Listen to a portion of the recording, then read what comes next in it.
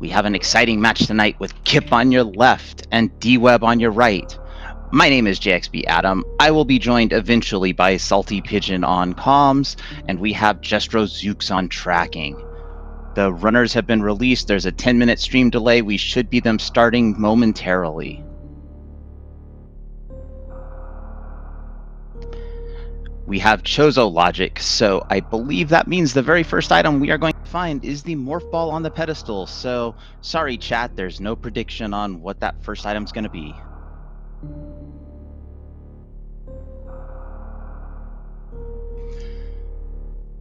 I don't think there's too many other exciting things besides about 8 seconds till we start.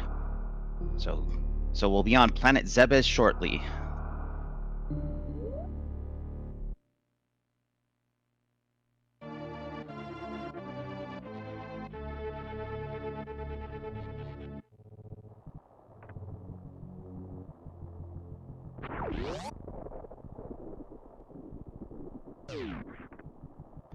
As is tradition here on planet Zebes, the planet is off until we get to the bottom and collect that very first item. In the vanilla game, you have to collect the alpha missiles to start the planet. I believe in this game, it's just go down and once you grab the first item. And it looks like D-Web missed the moonfall, but backed it up nicely.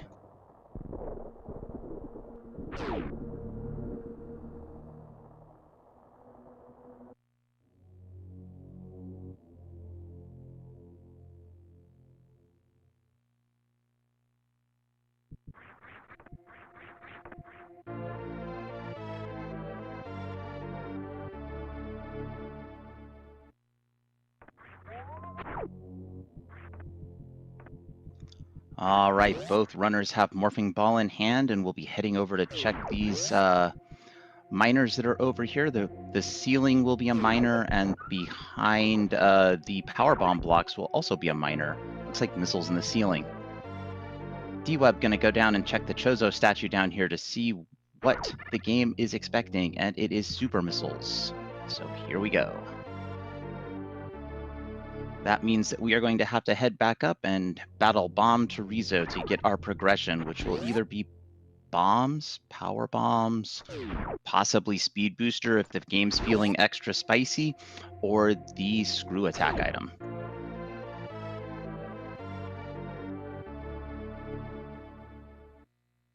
We can already see Kipp opening up a small lead just on raw movement, and D-Web's gonna know that he's at a disadvantage there. I can't wait to see what divergence D-Web attempts to force to make up this just difference in movement ability.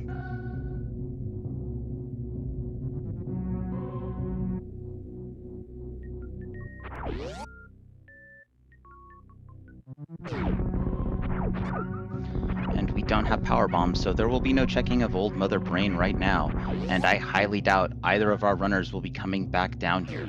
That, well, not true. They might come back down because they were not able to check meme route, because again, no power bombs.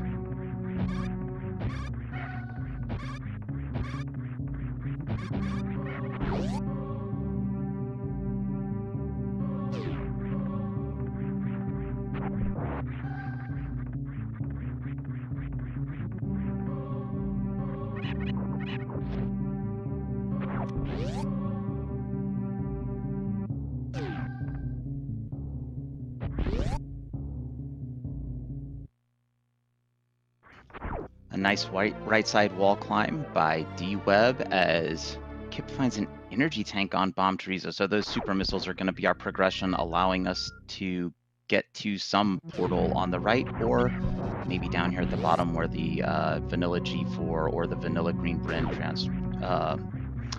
transitions are located.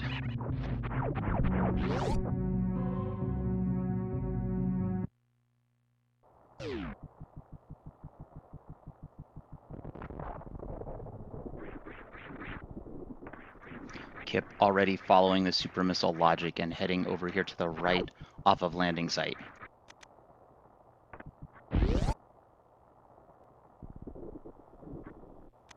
Actually, I think they have to follow the super missile logic because they can't break the blocks to get to those other two transitions. So Hooray, I'm showing just how little about this game I know.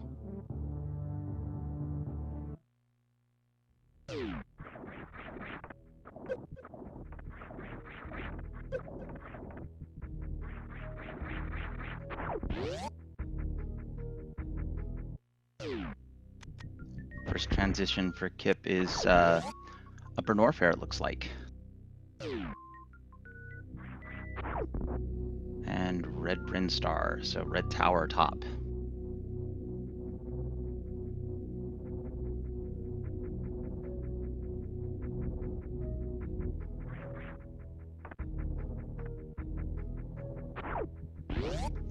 The longer the seed stays linear, the bigger an advantage this will be for Kipp. Let's again hope that there's some opportunities for divergence for D-Web.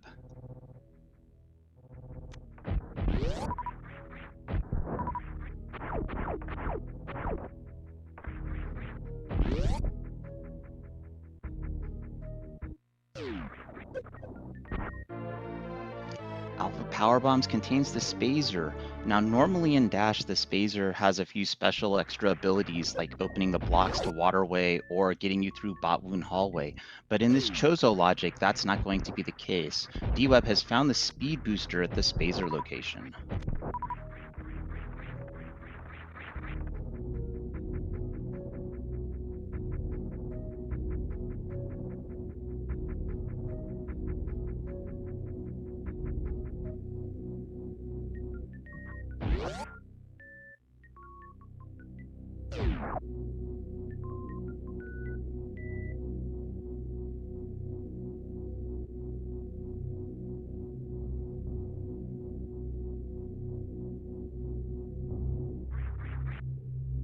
And Kipp going down into Upper Norfair. We'll be able to get to the high jump item, which is a Chozo location. Ooh, and an E-Tank right outside of that. That would allow Kipp to do a heck run to the Ice Beam location and have the potential to get out. Let's see if Kipp chooses to take a save and go check that item, just in case it's some spicy progression and bombs at high jump, as D-Web has picked up the Spazer at Alpha Power Bombs.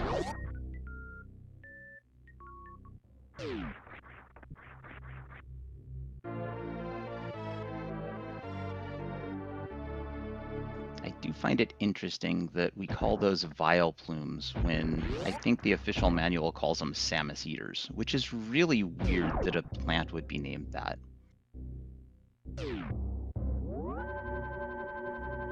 And Kipp taking a save, I anticipate going back to check the high jump item.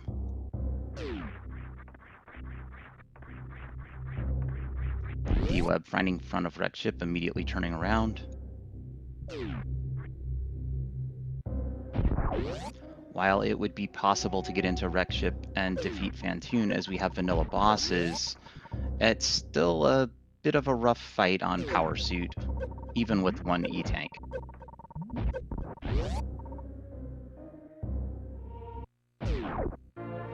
And the Gravity Suit at Ice Beam, that's a great find for Kipp.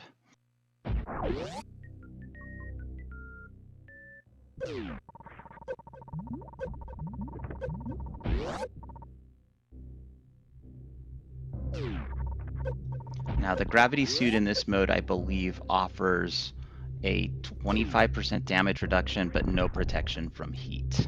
And if I'm incorrect, I'm sure somebody more knowledgeable in chat will correct me.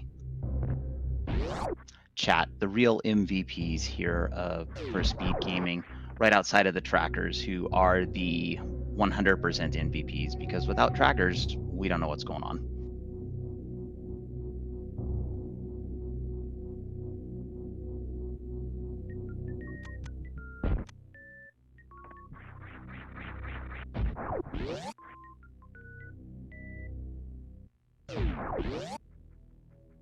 And right now it looks like the biggest thing our runners are lacking is a power bomb pack.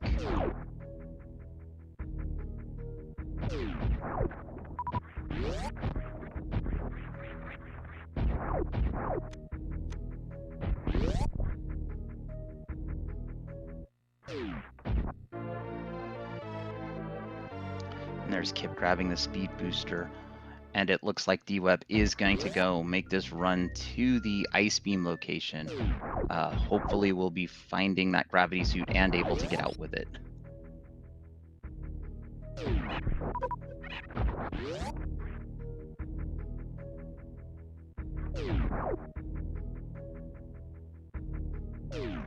So chat, while we have a little bit of time to figure it out, where do we think the Varia suit is hiding at in the seed?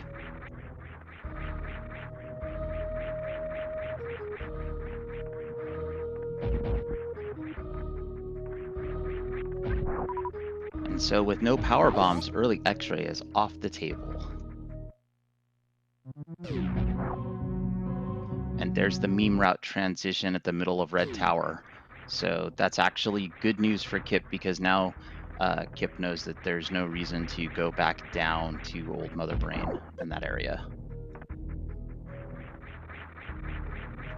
D-Web does manage to get out with the gravity suit. 31 energy, not a problem.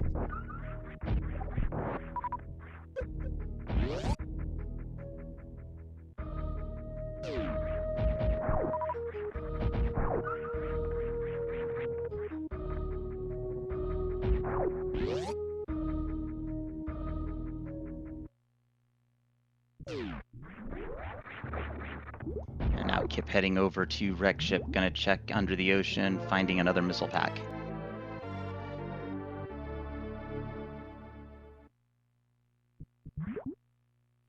Now with that speed booster, D-Web could make a spicy play and go back towards the other transitions at the bottom of Crateria.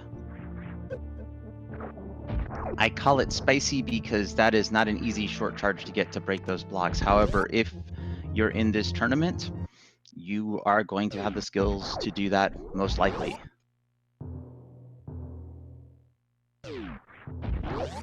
And taking a save at the ship, a good idea, just in case those two transitions turn out to be things we can't follow. That way we could reset right back to the ship. And there's the first power bombs for Kipp at the spooky missiles location in Wreck Ship.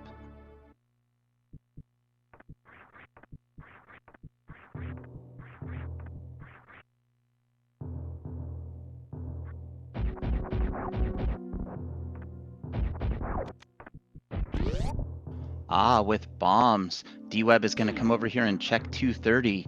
That location might contain some form of progression. Let's see. Nope, it's just super missiles. So that's the second and last super missile pack that we are going to find on a Chozo statue. Kipp into the Fantoon fight, as the speedrunners call it, the ghost with the most resets. Or maybe, just maybe, that's Hockey Temper.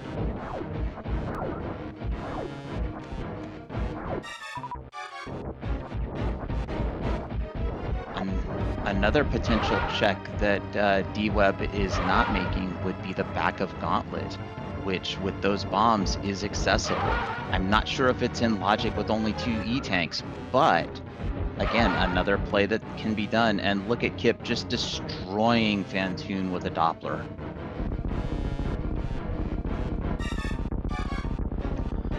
Torian leads us to that looks like Crab Maze, or not Crab Maze, that's Meridian Map.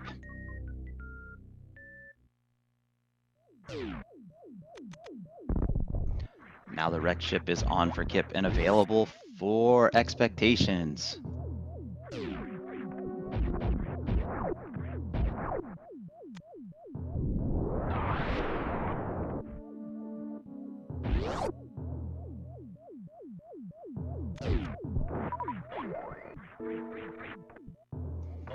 What's up, Mothman? This is JX. Salty hasn't joined me up here on the comms yet, so I'm flying solo, and the grappling beam at right side supers for Kipp.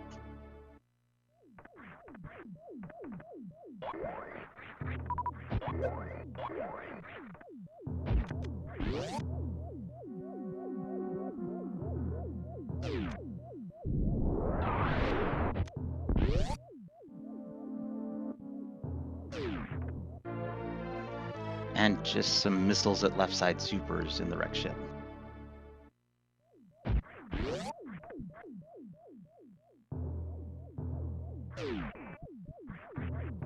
Just remember, like it's always bet on Croc except when you shouldn't, the wrecked ship always has the goods except when it doesn't.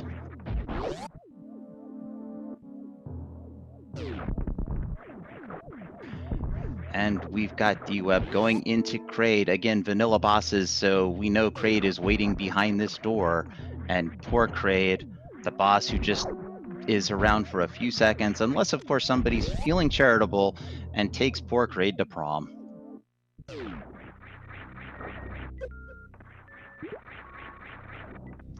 No fancy things needed to get the wreck ship E-Tank item, which just happens to be a missile pack. So again, not exactly what Kipp is looking for, and possibly good news if D-Web never goes there, as that will save a bunch of time. This is the divergence that D-Web is going to need, being at a movement disadvantage. And of course, Kraid is just hiding a missile pack. I think that might be all three of our Chozo missile packs discovered.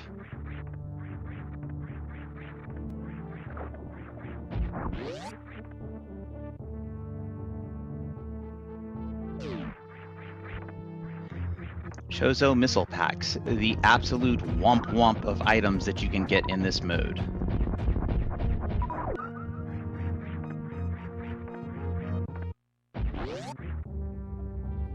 Only two, which means there's still, I believe, a third missile pack out there because it's required to be able to get through the MB1 glass and phase. And a vanilla E-Tank in Kraid's closet.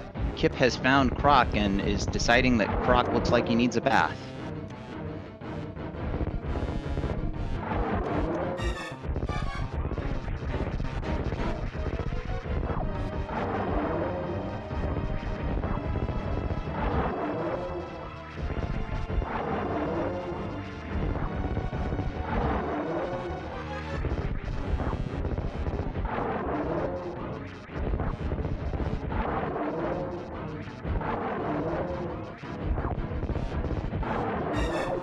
One more shot and poor Croc, the animal that does nothing, only attacking you because you attack it, taking an acid bath yet again.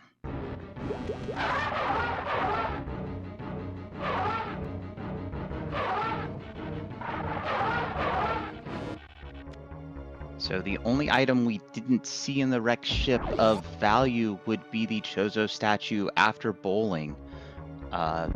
It would be a great shame if that happened to hold something that might be important in the seed, like, say, I don't know, Varia suit. Hey, Grim David, thanks for joining us here tonight. We're just watching the Spring Invitational of the Super Metroid Dash tournament. Mama Turtle holds an E-Tank for D-Web.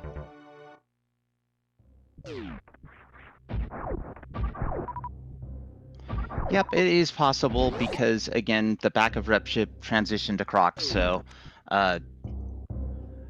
Kipp will definitely be backtracking, and there's the first power bombs for D-Web in the wall at Mama Turtle.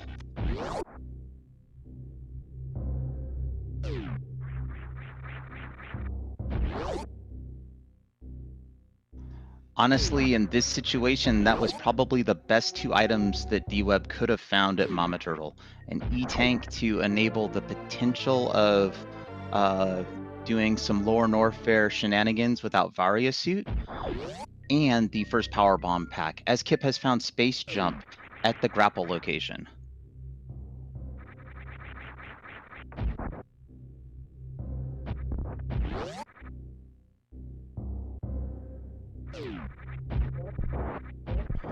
While I have been harping on the movement advantage that Kipp has, that doesn't mean that D-Web has bad movement. D-Web's movement is really good.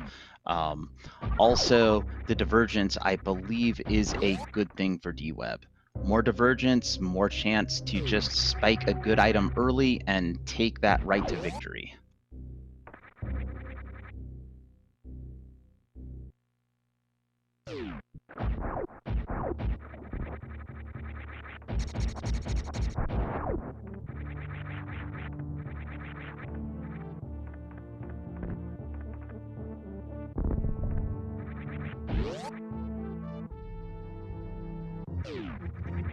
D-Web taking another save as the ship as Kipp is making his way back through wrecked ship. Let's see if D-Web goes and checks Gauntlet now.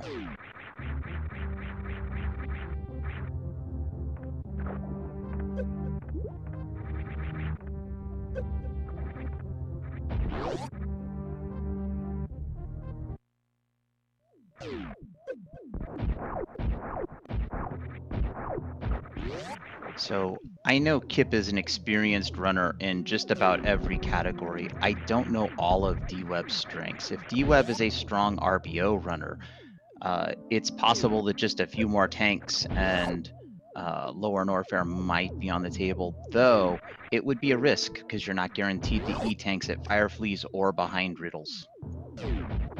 And by Riddles, I mean Rodney. And by Rodney, of course, I mean the great Space Pelican Ridley.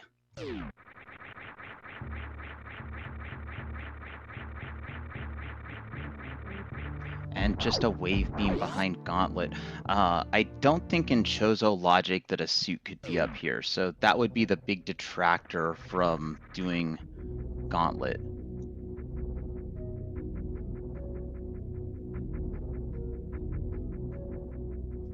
Really, the best item I could think to find back there for D-Web would have been either the high jump boots or possibly the screw attack.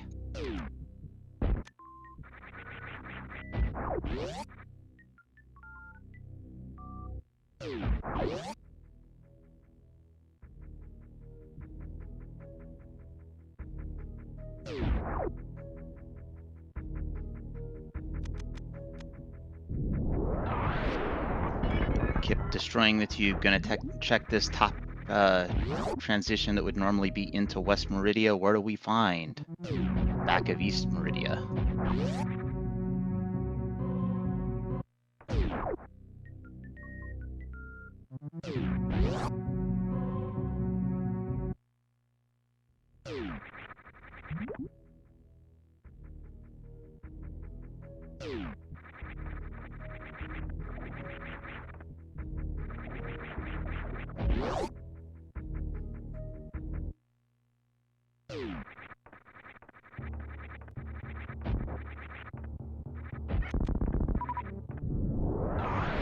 D-Web accidentally bonking the spark for crossing moat.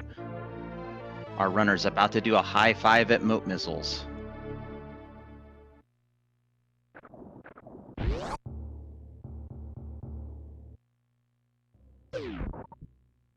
And Upper Norfair.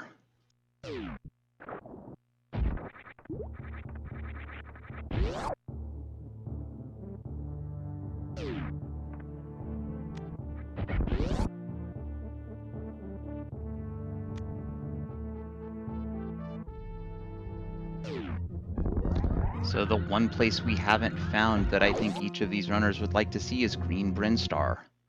Also, it's not a bad idea to know where Torian is. You're going to need that at the end of the game.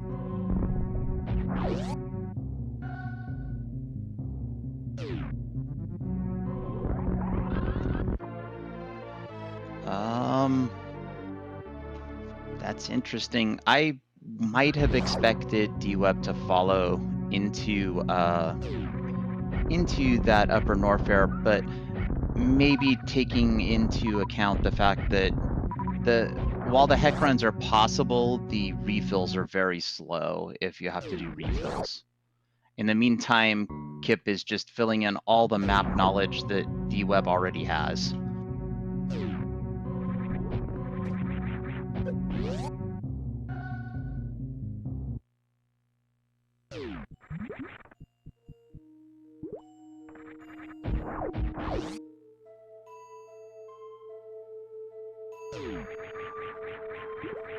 And that space jump actually has been showing quite a bit of value. You can see the movement just that much better thanks to having space jump versus where D-Web was needing to do gravity jumps to get through that upper portal. D-Web finding the mean portal knows not to go back there.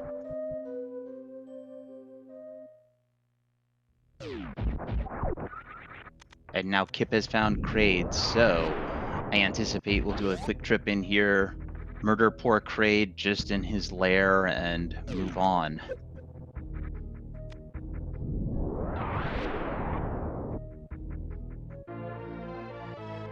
The other big dissuader for a lower Norfair run is the lack of super missiles. Well, and power bombs. So there's not really enough ammo to do crystal flashes, and not enough ammo to do a comfy Ridley fight. So that actually would take the idea of doing lower Norfair suitless just right off the table.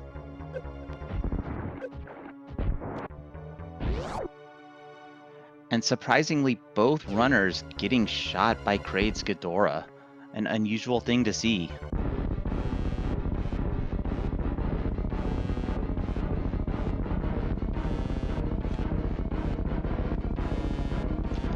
Now in this situation for D-Web, I'd almost like to see just go straight to Attic, assuming that Kipp is not going to go do bowling. Again, just trying to create divergence of items. And there are those all-important missiles for Kipp that just makes you scratch your chin and go, wow.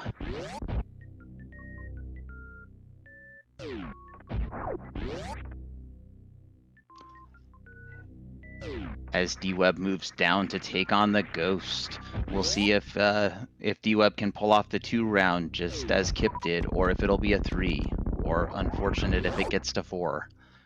But I have all the confidence in the world in D-Web. Let's see some good lopplers. Here we go.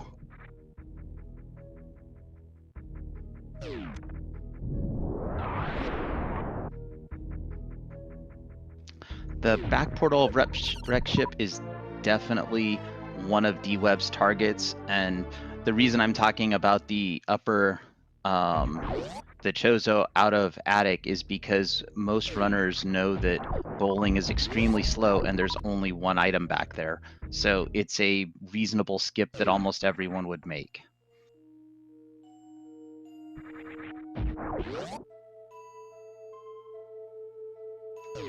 And of course, no matter what these runners do please keep in mind, these runners are way better at this game than I am.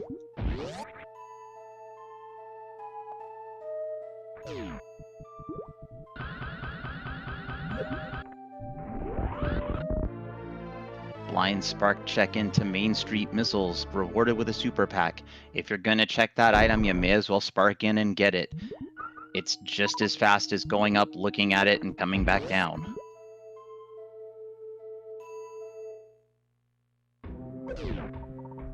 And that's it for Fantoon. Good fight by D-Web, evening up the boss count at 2 apiece down, and the same bosses.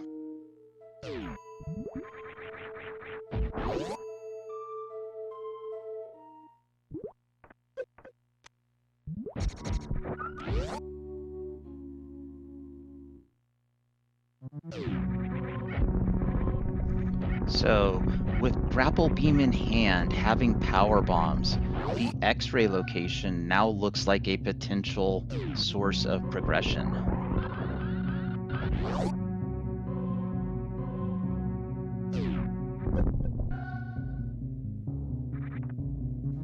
Nice swag spark to break those bomb blocks to get across Parlor.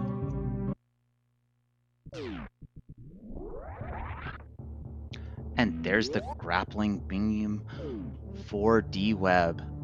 Kipp at the ship. Will Kipp take a save? I believe that is a yes.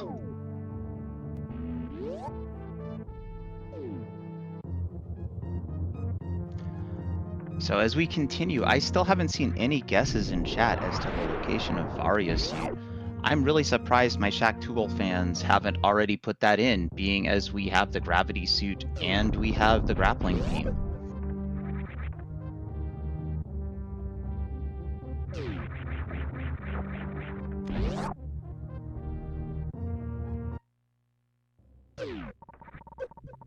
And here goes Kipp into Upper Norfair.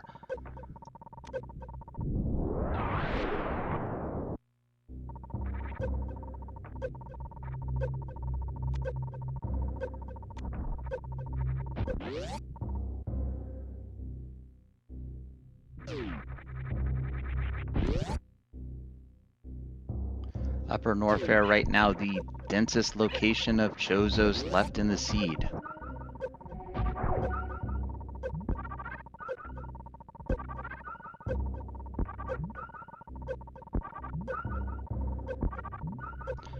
Shack Tool's not bad. Shack Tool's just a machine doing its job.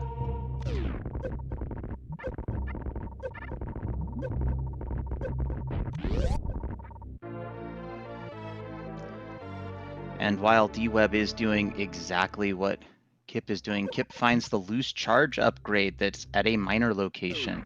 I believe there are 2 charge upgrades at major locations, and there is Varia Suit at Speed Booster. There we go. We've already seen the Ice Beam location, Grim David, and I believe that was Gravity Suit.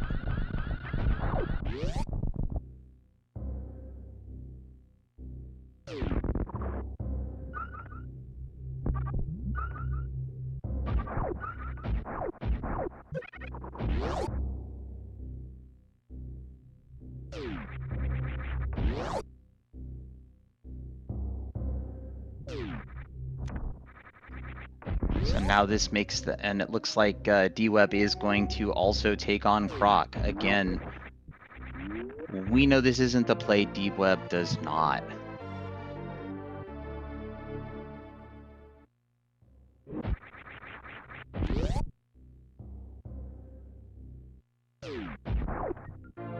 And there's the Chozo power bombs for Kipp at the Waybeam location.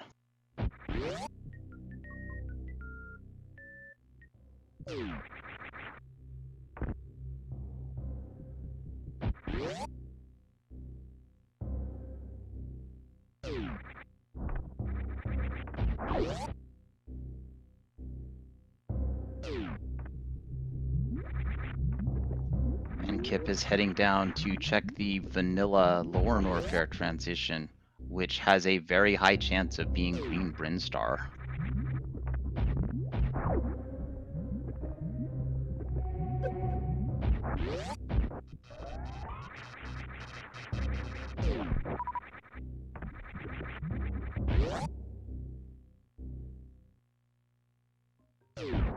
And there is Green Brinstar, the, I believe, bottom of Mushroom Kingdom, I think some people call it. I don't know. Eh.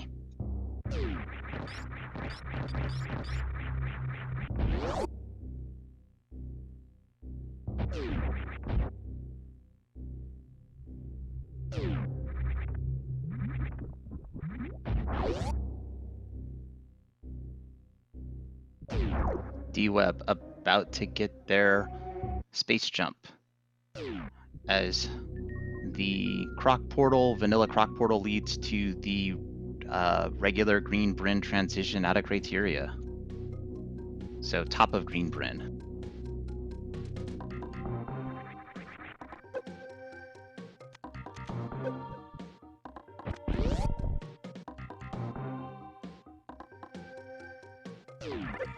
Again, this is Chozo logic, so the poor Edicoons don't have a chance of being visited. Too bad, Edicoons.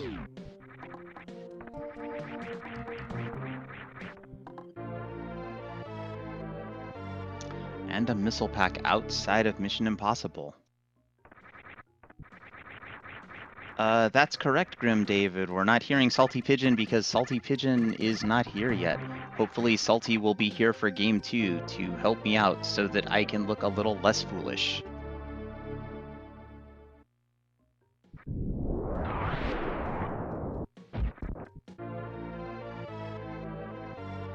And there's the Chozo reserve tank for Kipp. I'm sure Kipp is super excited, as you can see on the face cam. Everybody loves that first shiny reserve tank.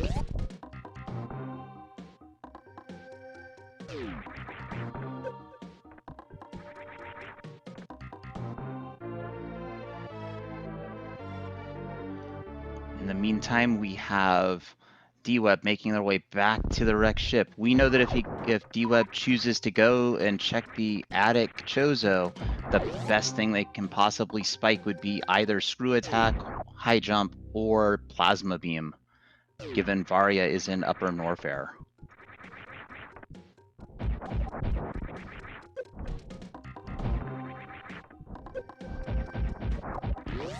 How many charge shots for Kipp is it at this point? His charge beam damage is 80. Mother Brain is 18,000, so I'm going to say it's a lot.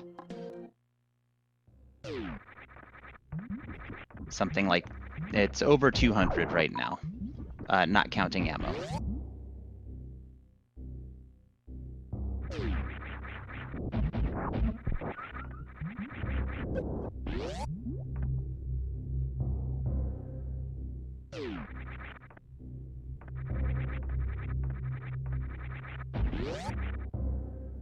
That's right, folks. If you didn't realize, I am one of the few people that, and when I say few people, I mean one of the almost all people that is not authorized to do math on stream. So I will make sure my maths are nice and fuzzy for everybody. So when I am wrong, I am only wrong a little bit.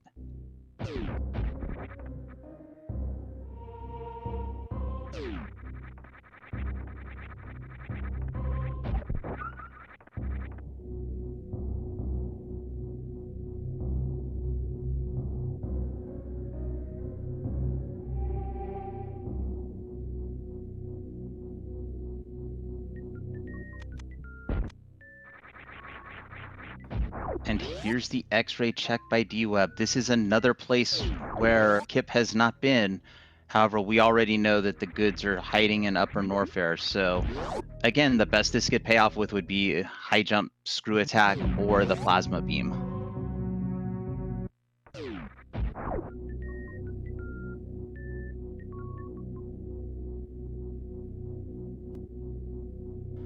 And unfortunately, it's just a charge upgrade. I say just a charge upgrade. We take those. Those are helpful. Doubling the damage, already showing that it will make the Mother Brain Bite slightly easier for D-Web.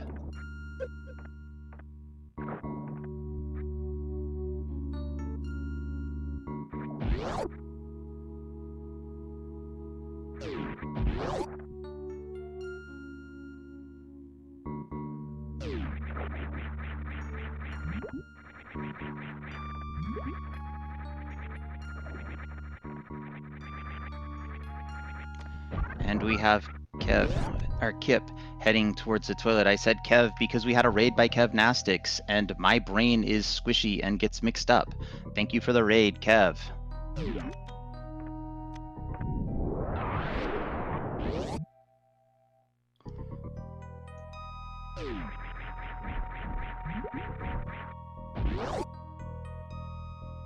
And we have Kipp heading towards, I believe, the Dragon boss, which will in fact be Dragon, because again, this is not boss rando.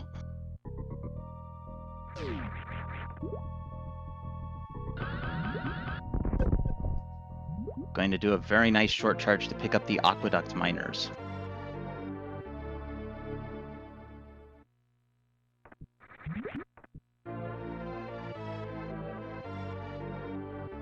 A missile and a super missile. We take super missiles. We have not seen a lot of them in this seed. I believe that the ammo distribution is 2-1-1, which means for every 2 missile packs, we should find 1 super missile pack and 1 power bomb pack. However, that has so far not seemed to be the case in this seed.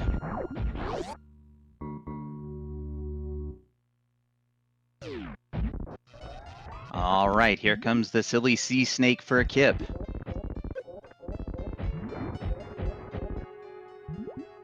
Looks like 2 super short or 1 super short of a 1 round. Was 1 super short. Still a great fight of the Batwoon. In the meantime, D-Web is coming to this same area right behind Kipp.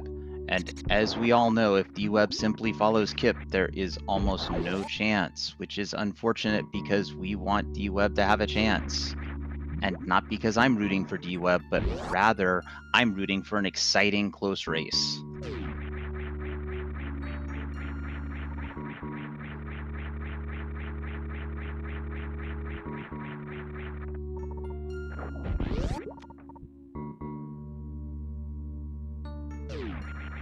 A little bit of farm for D-Web. Don't blame him, as we know he's going to have to take out Batwoon as well.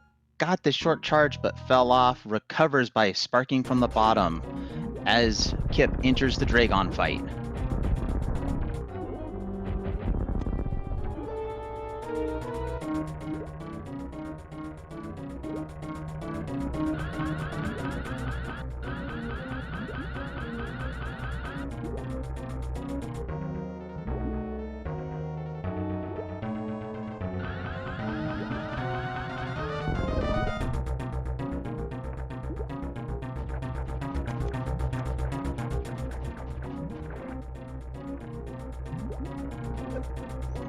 And there it is, the quick grapple kill on Dragon by Kipp.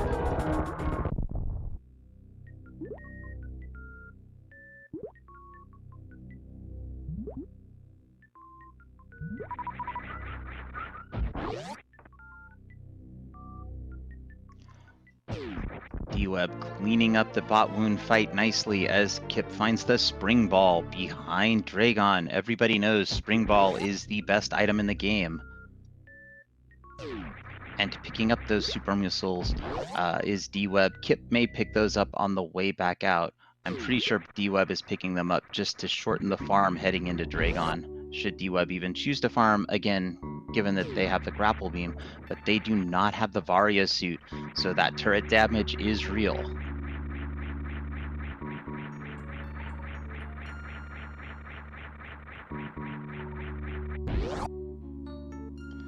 Pretty good space jump back across is that Coliseum? I think that's Coliseum. I'm gonna call it Coliseum, and then people will correct me for Kipp. And as expected, Kipp picking up the supers on the way out. Meantime, D-Web heading across again Coliseum, hopefully looking for a quick kill on Dragon.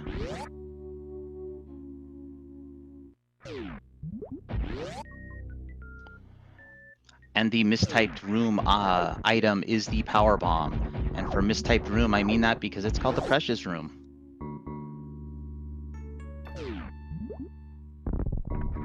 And that's for anyone who didn't have any idea why it was called the Precious Room and was like me, kept going in through the front of Lord Norfair, using a charge to make sure the Namahe, Fume, whatever those guys are, flames do not hit him as he space jumps through the lava.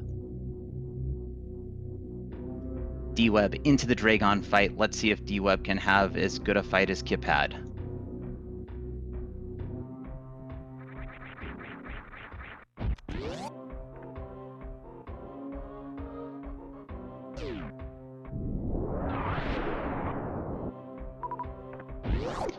Ooh, missing the quick grapple kill, electing to just, looks like shake out maybe. Maybe not. Gonna take the Dragon Express ride up to one of the top turrets. And there it is. Fried shrimp, everybody. In the meantime, Kipp is into the worst room of the game, making it look less worse than it actually is, but this room is atrocious. Any casual player will tell you that.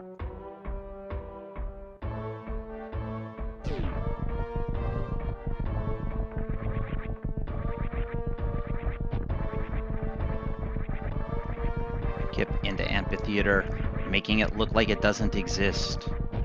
Just space jumping right up. In the meantime, D-Web has picked up their Spring Ball.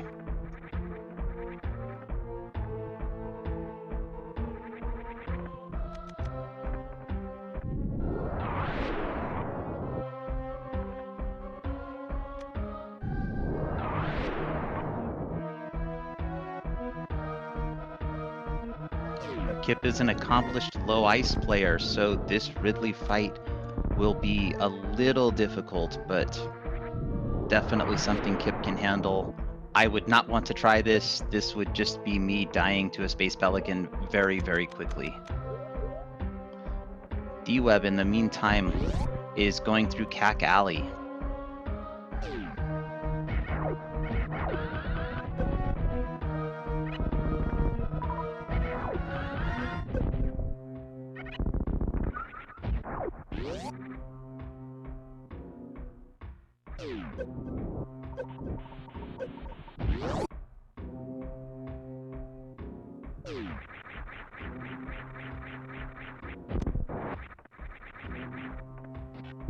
D-Web a short farm, Kipp in the farm room. Both of them having the farming beam, making farming a little bit easier.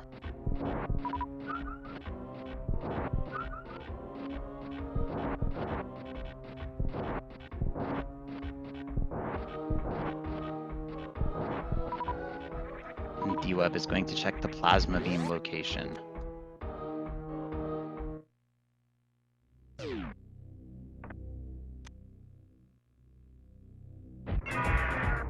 Kipp into the Ridley fight.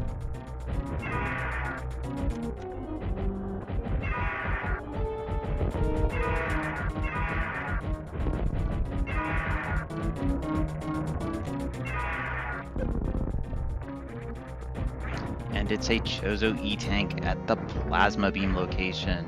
One of the worst things that D-Web could have found. Going to use some pseudo screw attacks to kill these pirates.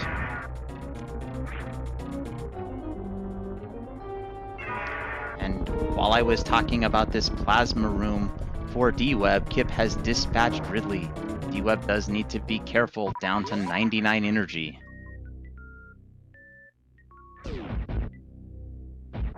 And screw attack behind Ridley. Kipp says, no thank you, I've already done the hard part of this game.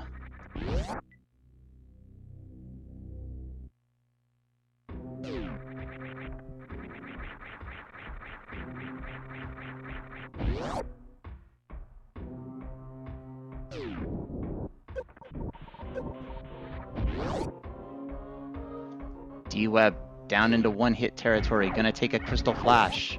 A good call.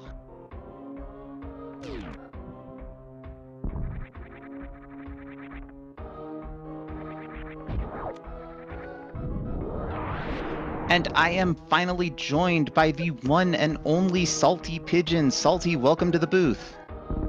Yo, hey, I finally did it. I snuck did the all the thing. Discord booby traps and I'm here. How are you? I'm just enjoying a great race here between D-Web and Kipp.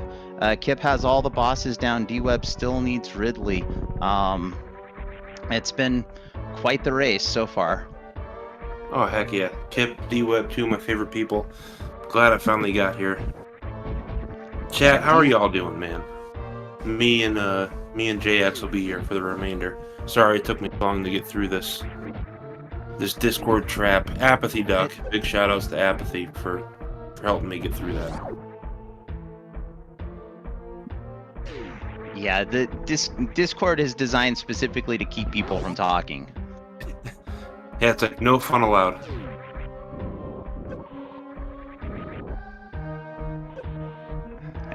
And I will not disagree with you there. Kipp going through the Three Musketeers again expertly. I would expect nothing less as D-Web continuing to space jump out of East Meridia.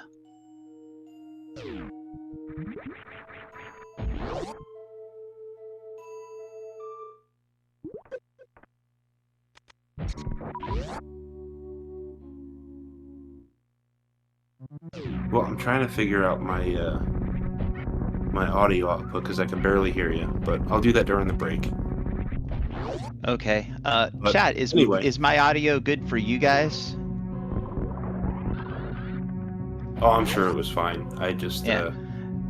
Yeah, if it wasn't, I bet chat would have been yelling at me because oh yeah, chat. they had a good 45 minutes to let you know about it, so I'm sure you're fine. Yeah, you're sounding good too, so it's got to be just your internal volume that's causing issues. Okay, good news. I'll fix that during the game break.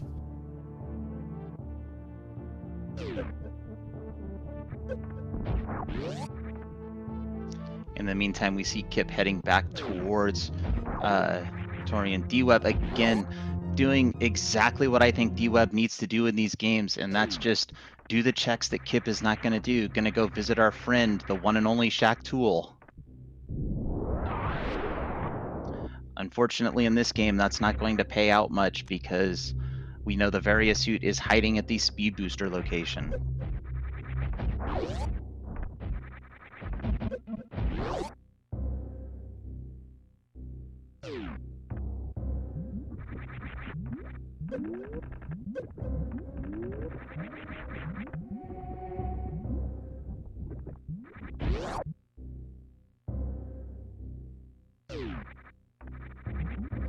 So while D-Web is waiting for Shack Tool to do the digging thing, and while Kipp is making his way to Torian, if you are not following these runners, please give these runners a follow. They both deserve that. That's your way of showing them support. And it's totally free.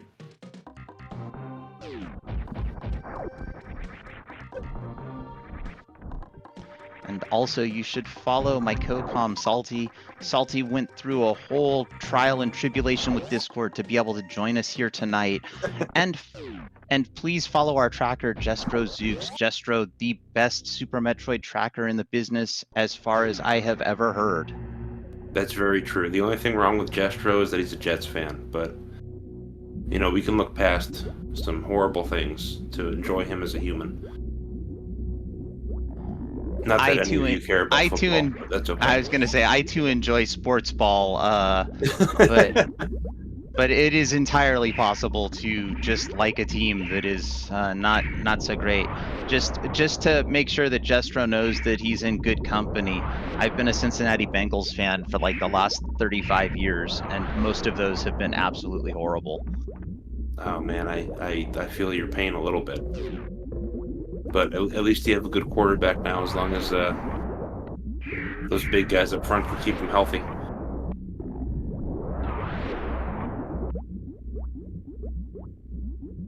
Alright, Kipp taking out room 2 of the Metroids, no problem. Looks like we don't have ice in this seed. No ice beam or power bombing. Real nice.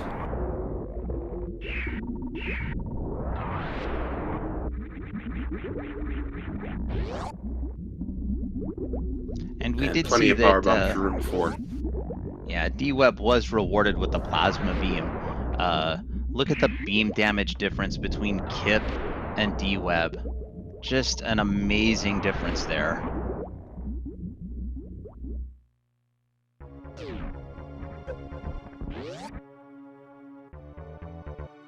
And D-Web still has Ridley, right? Ridley left to go. Yeah, D-Web still has to get down to the bottom of Lower Norfair and take on everybody's favorite Space Pelican. Papa Schmo suggesting we should have a tracker and comms tournament. I don't know about you, Salty, but if I were playing, the seeds would be about 4 hours, and that's on a good day. I think you're actually a better Super Metroid player than that, but I haven't actually played the game in close to 30 years because I am still extremely unhappy with the Meridia Tube, and I will not let that go. Well, I have played my fair share of Dash, so I think I could finish a couple of seeds under an hour and a half. So maybe I have a shot somewhere in there to do something decent, but I don't know. If it's trackers and comms, and we're not talking about the runners who, you know, once they unfortunately exit the tournament, come up and do comms, we could have a pretty good thing there. Yeah, it's pretty possible.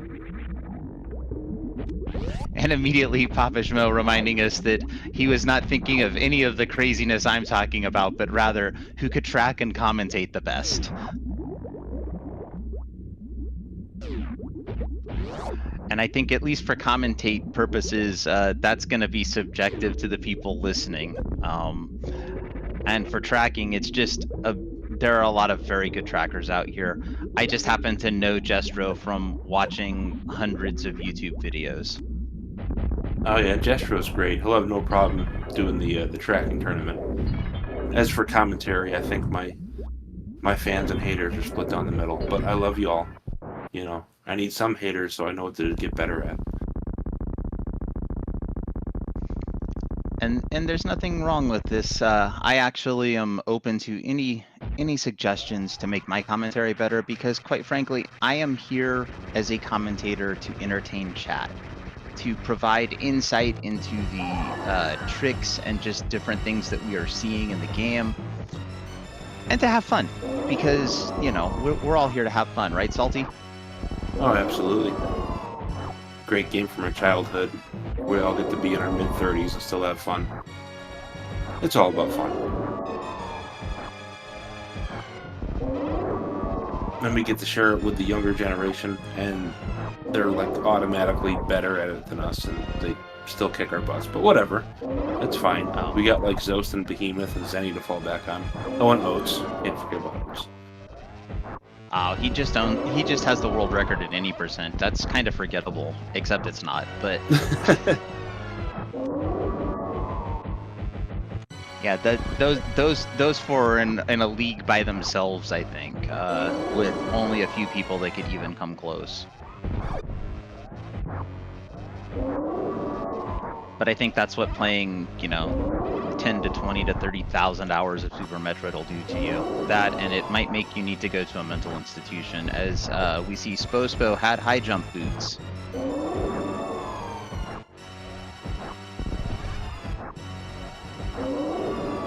Kipp having a very good Mother Brain 2 fight, although Kipp is used to low percent, so he's actually doing more damage than what low percent normally has available.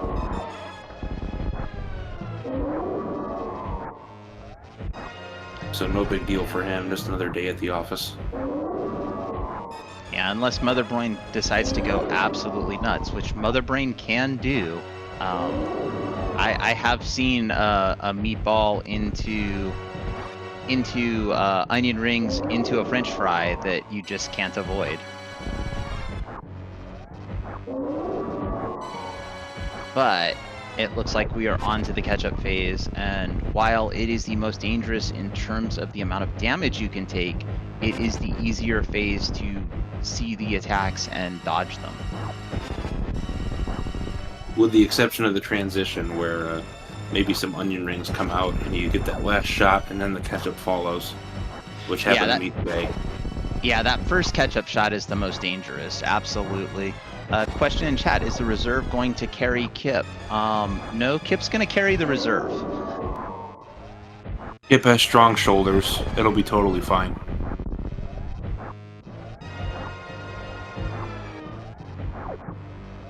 For anyone who doesn't know, reserve tanks allow you to do a lot of very interesting things in this game.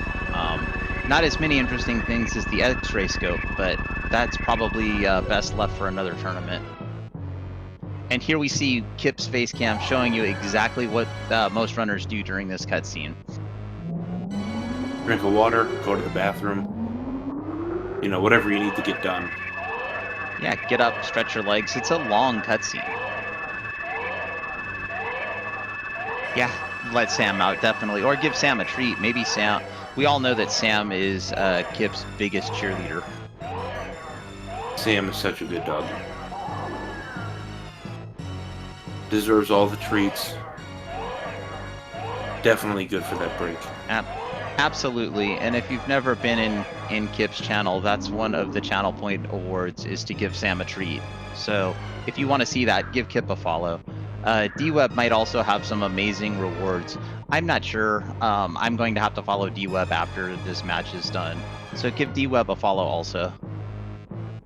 Just to go see if there's any cool Channel Point redemptions that I don't know about. So you could go find those out and tell me about them. Spoil them for me.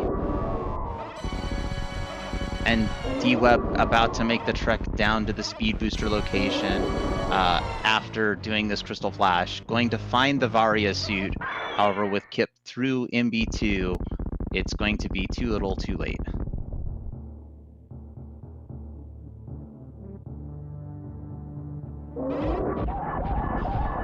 Adraxa showing us that you don't go to the bathroom while playing. The best way to do that is to just pause your game if you have to. Well, Adraxis doesn't know my new strategy for that, which is adult diapers. So it's not a big deal. Okay, Salty. We don't call them adult diapers. That's not cool. We call them astronaut underwear, which is way cooler sounding. That's true. I gotta agree with you there. Astronaut underwear, if you're playing this game. For speed, anyway, if you're playing. Otherwise, use the pause strategy that Jay was just talking about. That's way more dignified. I don't know. I can say I'm an astronaut. That sounds pretty cool.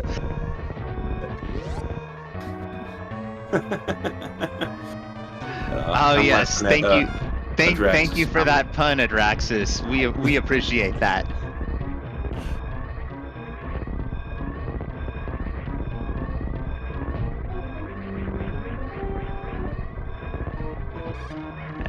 But Kipp is coming to the fruition of seed of match 1 in this setup. So get those GGs in for Kipp, and we will have a game 2. It's a double elimination tournament. So D-Web will come back very shortly. I'm sure we'll have like a 10 or 15 minute break, but yeah, GGs for Kipp and for Sam. Getting match 1 or game 1 down with a W. Yep. And here we go, approaching the ship. Is Kipp about to take game 1? And there we go, finishing with an official racetime.gg time of 1 hour and 37 seconds. This is a single elimination tournament. It is best of 3 format. I think that's what Salty meant. Salty's just having issues because of Discord, so it was Discord's fault. Let's get our GGs out for Kipp. And immediately afterwards, I was just going to say, immediately afterwards, D-Web throws in a towel and forfeits. Let's get our GGs out for D-Web as well. Go ahead, Salty. What I meant was you have to lose 2 games to totally be done. But yes, it's 1 match. So if you lose the match, then that's your weekend right there. Yeah, that's one of the best things about Dash is we can have these tournaments and we can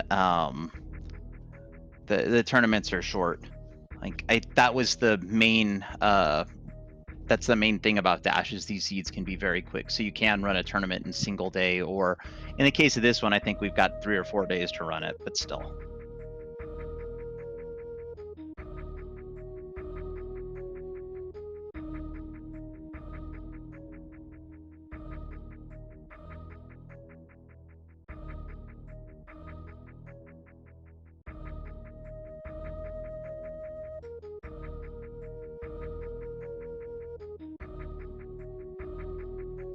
Okay, I think we're going to take a short break, and then we will be getting set up for game 2, which is going to be following immediately here on Speed Gaming 3.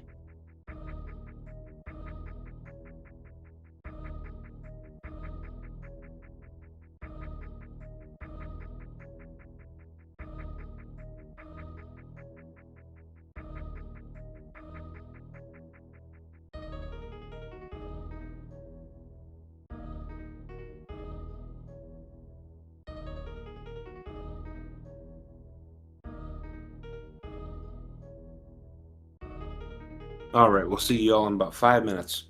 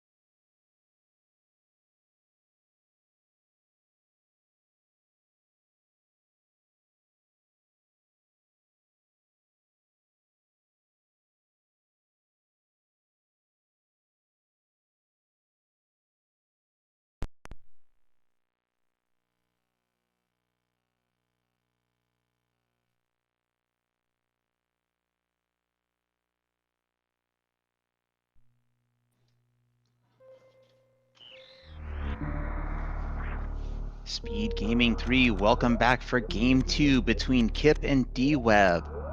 The first game was an exciting game. I won't spoil it if you want to go back and watch it, but you'll see a little Samus helmet light up for the winner of Game 1 shortly, because that's what our tracker does for us best. This will be game number 2. Should Kipp take this game, Kipp will move on, whereas if D-Web takes this game, we will have a game 3, which will immediately follow. Kipp is on your left side, D-Web is on your right side. My name is JXB Adam. I am joined in the booth by Salty Pigeon, and on tracking again by Jestro Zook. Salty, how's it going this evening?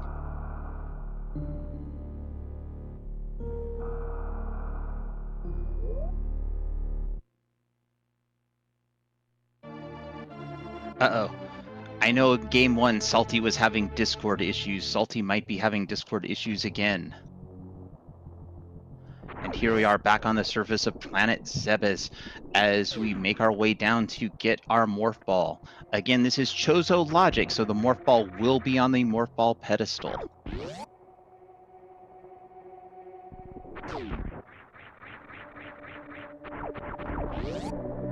I mean, going fast, that's what this randomizer is all about. Last night I learned the D might be silent. I'm not sure.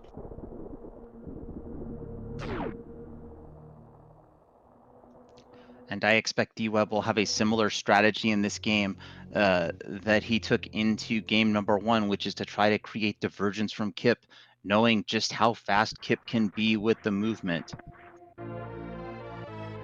Okay, I'm back. Can you hear me? I can hear you, Salty. Welcome back. We just Beautiful. got our Morph Ball.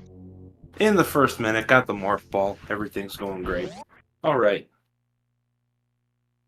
Game number 2.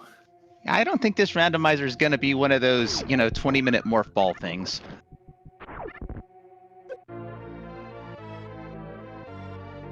Well, I haven't kept up on all the new dash rules and secrets and stuff, but normally it's either in the ceiling here or Kipp's going off the moth or over there on the pedestal. But yeah, this tournament we're doing Chozo logic with dash, so it actually takes away a lot of the features of dash that differentiate dash as a randomizer. We won't be seeing heat shield, pressure valve, or double jump, the 3 special items that were added to the dash randomizer. And then Spazer's been nerfed again, so Spazer won't break the blocks going into Waterway or to the Botwoon hallway. I think they should have left that one on, though. Okay, awesome. Good to know, regardless, though. And I think there's 3 charge upgrades in the pool. 2 will be on Chozo statues, and 1 will be on in a random minor item location.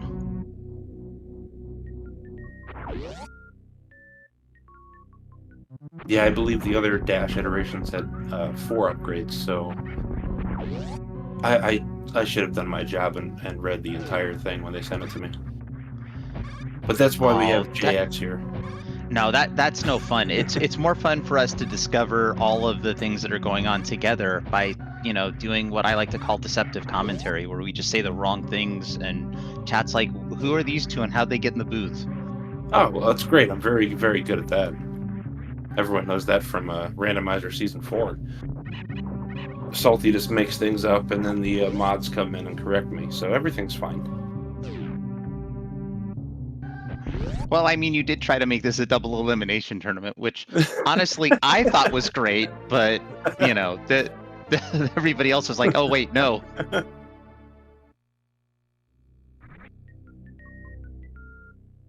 Well, that's what chat is here for. Chat's here to let us know when, as commentators, we make mistakes. And chat will also let trackers know when they make mistakes. But we have Jestro Zooks on tracking, so I highly doubt we're going to see a mistake there. Yeah, that's true. Not great for a quick weekend tournament, but I mean, D-Web would have to lose this game to be out of the tournament, and D-Web lost last game, so kind of a double elimination if you don't think about it too hard. Hey, not thinking too hard is my specialty. and we get our first transition check. It is the Tourney and Terminator goes to Upper Norfair, the top of Upper Norfair. I am glad Adraxis is here, though. Definitely a much smarter human than I am. That is true. You have to lose not to two people, but to the same person twice in the same match. So it is single elimination indeed. And here we see D-Web doing the same thing they did last time and going up to the gauntlet location. I don't know if a suit can be up here. If a suit could be up here, that would be amazing, but I don't think that's possible in Chozo logic. Well, what if D-Web gets like speed or something? That'd be awesome up here. Oh no, that's that. But it's Spazer. It's like, okay, well, Spazer's good. It doubles our damage, but it's Spazer, so you know, it's like a consolation prize, and not even a good one.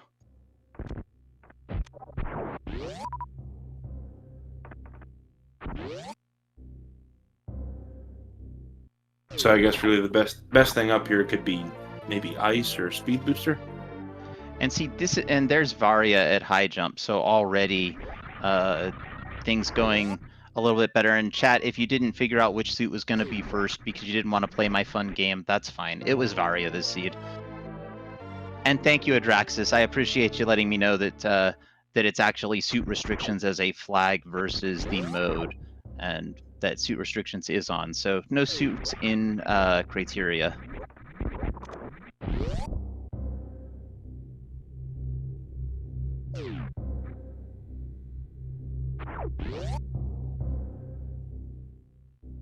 All right, Kipp going over to check out the ice beam location. Maybe. I think so. Yeah, that's a Chozo statue, right? I never even. Oh, it's a Chozo. I never even pretend to look at it. I just go here because I know it's a major. I don't play Chozo almost at all. So, ooh, yeah, good one too. High jump. And in fact, the Chozos in vanilla, I believe, are set up for your first. Well, they're not only most of the major items, but they are also set up to be like your first ammo packs will be on Chozo statues. Yeah, I believe for Chozo statue, it's an E-tank, maybe 2, 10 missiles, 5 supers, 5 power bombs, maybe a reserve. And someone will correct me very shortly here, but I know I'm close. I know I'm close because I have done some, but you get a little bit of ammo from each one. Chozo is supposed to give you like the bare minimum to finish the game. Hey, there we go. 3 energy tanks, a reserve, 10, 10, and 5. Beautiful. Thank you, Adraxis. Yeah, I would have said that, but I can't say that as fast as Adraxis can type it, because Adraxis just knows everything off the top of her head, and I'm just, you know, barely showing any knowledge of the game.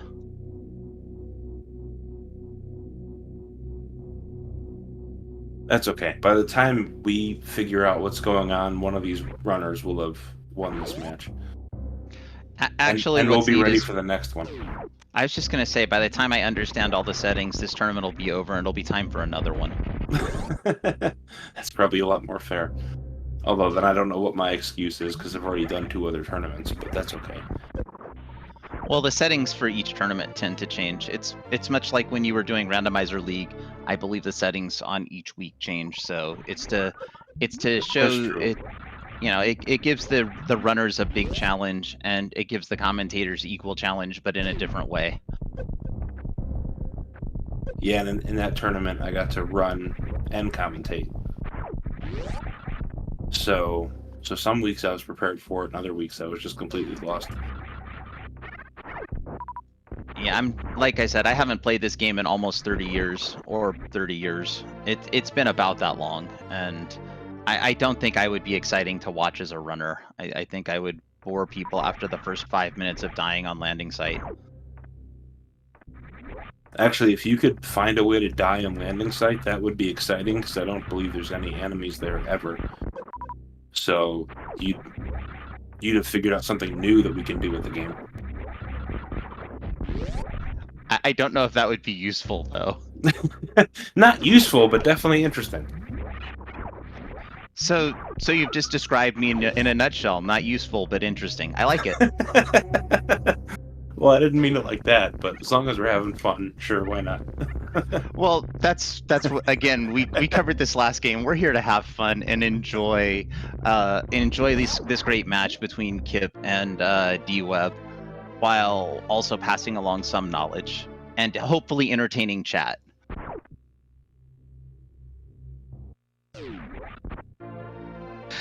Yeah, Adraxis has it figured out. All I have to do is trigger the escape timer, get to landing site, and didn't just wait for the timer to run out.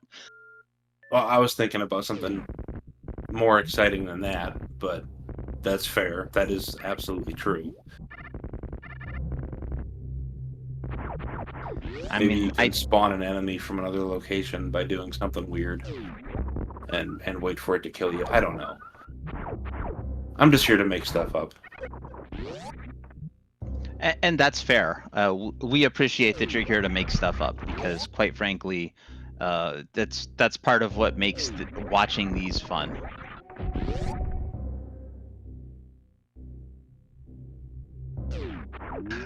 And my favorite part about this is we're talking about this completely crazy thing, and we have at least one high-level runner, Adraxis, in the chat saying, "Hey, well, you can do it this way and this way." Yeah, but you know, if you want to keep the imagination fresh, don't look at chat. Just close your eyes and listen to my voice, and I'll tell you everything you don't need to know. The problem is, if I close my eyes, I don't get to see Kipp get super missiles at Wave Beam, nor do I get to see the power bomb pickup for D-Web at Speed Booster, well, I believe. I meant more the viewers, not you, but fair enough. All right, we're gonna check another portal over here. Yeah, the nice thing for the viewers is the viewers live definitely have that. The YouTube viewers have no idea what we're talking about when we're referencing things in chat. That's a good point. So if you're here in 2027, just don't look at chat. Just pretend everything Salty says is legit, and you'll have a lot of explosive discoveries. And be like, wow, how'd that happen? Salty said this. Well, newsflash, don't listen to Salty. Oh, just missed the D-boost up top. That's always a little bit tough to get. Yeah, that's one of those things where I think there's an automatic setup for it, but don't quote me on that, because again, I don't run this game. And we see... I'm gonna quote you. JX said there's an automatic setup for that. Okay, that's fine. And that time we just didn't get it, so unfortunate. Maybe next time.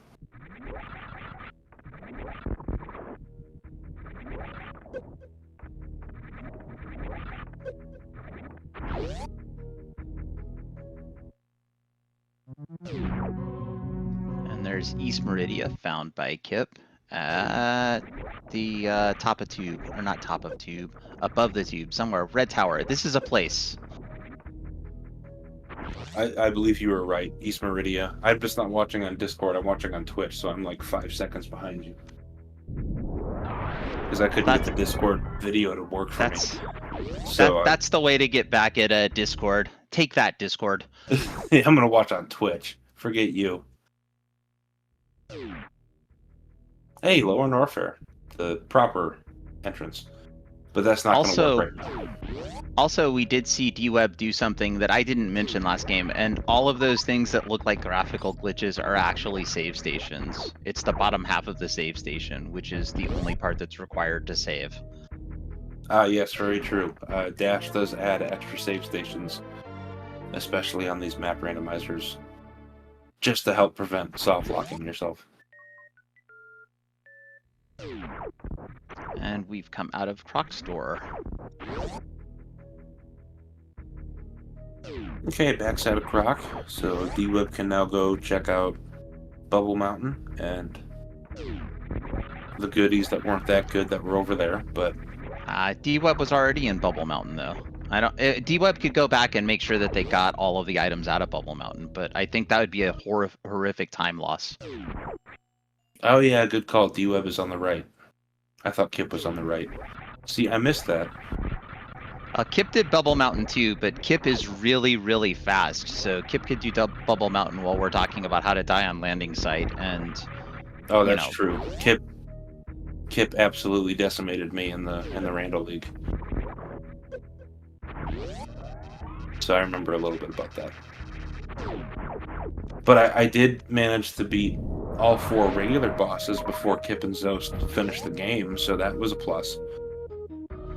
I mean, yeah, that's actually a huge accomplishment to say you weren't behind a whole boss by the time you got beat by Kipp and Zost. I mean, you did just name 2 of the best players of Super Metroid out there. I was pretty proud of myself even in the loss.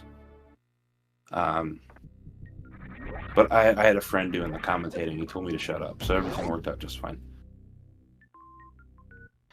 Yeah, it was in a playful way, but it was all good. Yeah. But yeah, it was a lot of fun.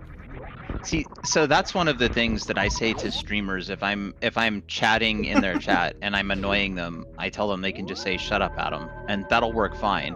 But bad news for you guys, chat. I'm the commentator here, so I don't have to shut up. Haha. And I'm not going to tell you to, because I don't know you that well yet. Maybe if we do comms on another 5-10 races, I'll tell you to shut up later. But same goes for you. Hey. You can tell me to knock it off too.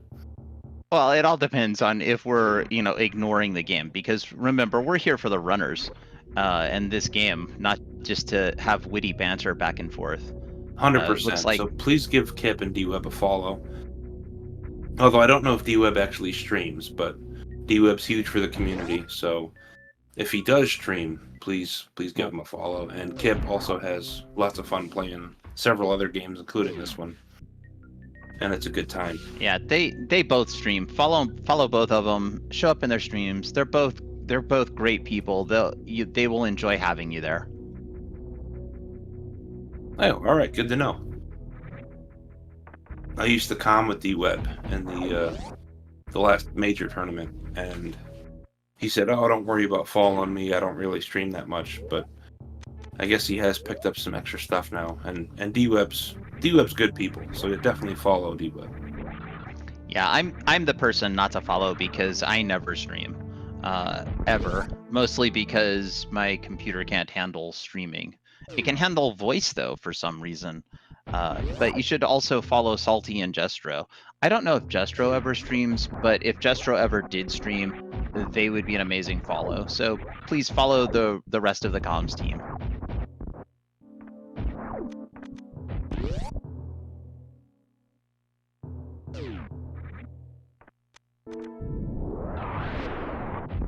And we see Kipp has made his way into Wreck Ship, about to take on the ghost with the most, or without the most. I don't know. Does Hockey Towner have that as a trademark, the ghost with the most resets? Possibly. Okay, then we won't say that. It's been a minute. He also does the good morning, which is always kind of hype. Oh yeah. Oh, I know a lot of hockey stuff, and now here we're talking about hockey a little bit, but hockey's a really good commentator. Really good commentator, and highly entertaining to enjoy a race where hockey's doing comms.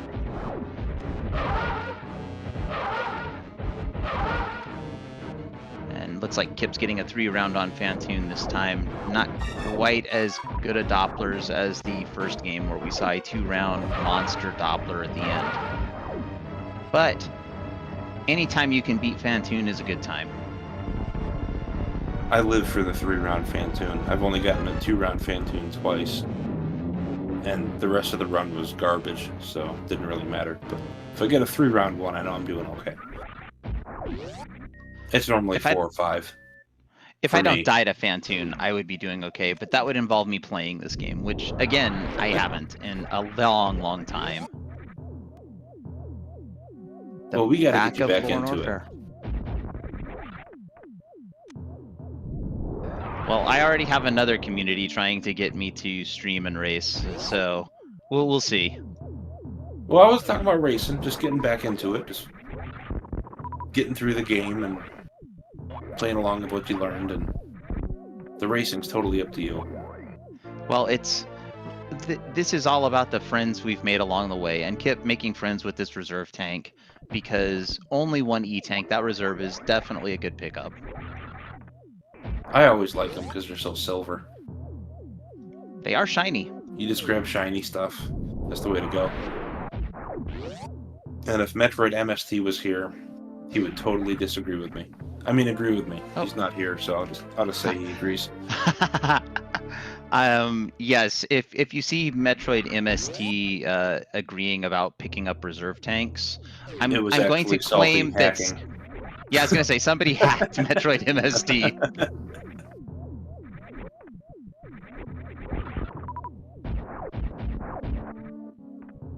All right, we got some spooky power bombs for D-Web as Kipp is heading up, it looks like, to the attic this time. Screw attack makes the attic semi-free. Oh yeah, slightly slower, but you're not gonna worry about running out of energy or anything of that nature. So Kipp's just chilling. You can see it on his face there. Not even phased. He's wondering what kind of sandwich he's going to make himself after the race. You can see it right there. Oh, look at his eyeballs. He's like, maybe turkey? Maybe ham? You know what? Let's do both. It is. You can have a ham and turkey sandwich. That is a viable sandwich. I like turkey and roast beef, but you know what? We'll see what happens. Hey, that's viable too. And this game we see Kipp is going to go and do bowling and check the Chozo statue that's under here. That is the only major location under bowling. The gravity location doesn't count, nor does the reserve. And this is our other cutscene we get to take a break from. This one is so long you can make yourself a cup of tea from lukewarm water. You can let it boil. That's a really long cutscene. Close to that. But unlike many of the other cutscenes, this is one where if you're not back at the keyboard or at your controller, you're not going to die. That's true. That's a positive. Get back just in time, though. Well, of course, this is a race. There's no time to make tea. And a gravity suit. Oh my goodness. Oh my goodness, it's the gravity suit. See, I just figured that out because I'm on Twitch, not on Discord. That's okay. Yeah, so for anybody who didn't just notice, Kipp got the gravity suit up underneath a bowling, which honestly, that's huge. Yeah, that's one of the worst things that could happen for D-Web, actually. So now we know D-Web really, really has to go for that, especially with no pressure valve. Even though pressure valve only gets you through what is it, East Meridia or West Meridia? Not the other West one? Meridia. Only gets you through West, not East, so we really want to see D-Web decide, you know what, let's go bowling. Well, D-Web went bowling last game.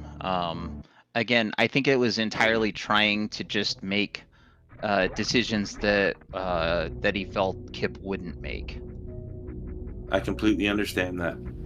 I did that against Beef Robber one time, and well, it ended up being okay, but he still beat me. Yeah, sometimes you can make all of the potentially divergent decisions, and the other player is just so much better than you are. But that's not the case here with Kipp and D-Web. With Kipp and D-Web, if Kipp hadn't gone to bowling and D-Web went to bowling, that gravity suit would provide a reasonable advantage for quite some time. For sure. Unless Kipp happened to pick up the Suitless Meridia starter kit. That has the high jump boots, but also would need, I believe, Grapple Beam and possibly Grapple Ice would be nice, and Spring Ball. And then you've got the Suitless Meridia kit. Sounds like an incredibly fun time for Kevnastics. There are some people who swear Suitless Meridia is just as fast as Gravity Suit Meridia, and they are close. The difference is not as much as you might think. Ooh, D-Web doing Sponge Bath with Power Bombs. Oh, this is a tough trick. I hope he gets it quick. because we don't know what's over there, but I don't think it's anything helpful.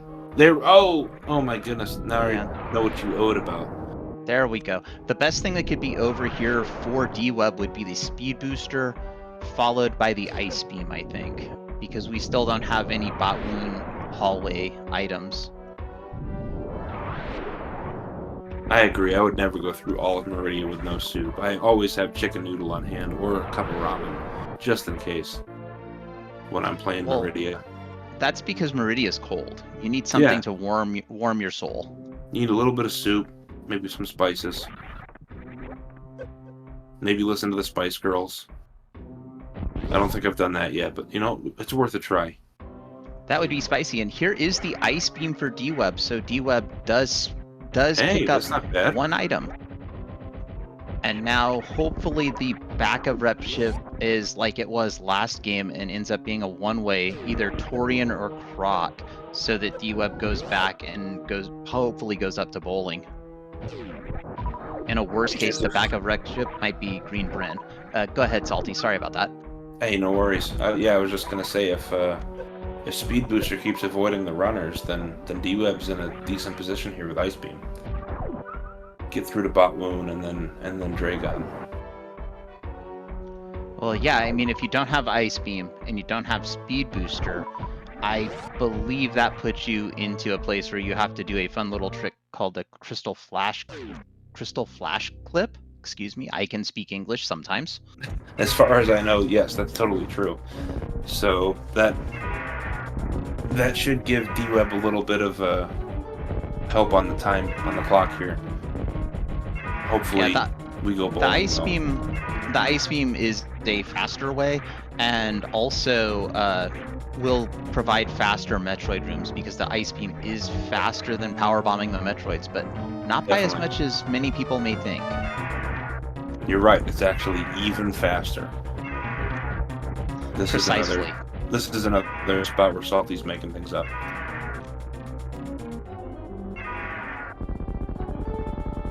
Well, I've seen top level runners do those Metroid rooms so fast that there's not enough time to look away and look back, and already they're on Metroid 4. Let's see what's behind Ridley for Kipp. Very true. It's the bombs. Well, hey now, none of us else saw that yet. Hey, it's the bombs. So, Kipp finds bombs behind Ridley.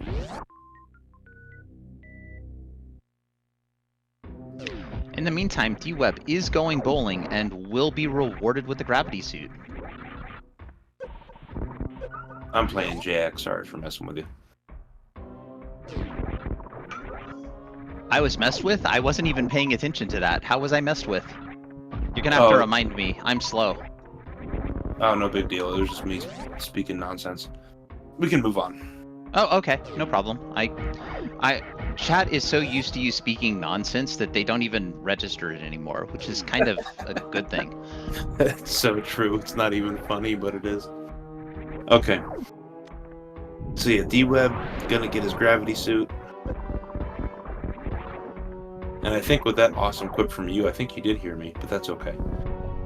I might have, but let's pretend I didn't. It's more fun that way. Sounds good.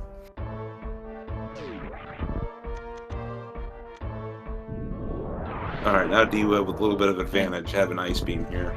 Although Ridley is not dead on his side quite yet. Yeah, he's got an advantage in that the ice beam gives him a great advantage for the Metroid rooms, but Kipp already having Ridley down is just increasing the lead. Though, Crystal Flash Clip is not free, which might be, well, Kipp didn't even scout the bombs, just picked them up, so bombs makes Crystal Flash Clip more likely. However, with only 10 power bombs, we are not seeing a Crystal Flash Clip.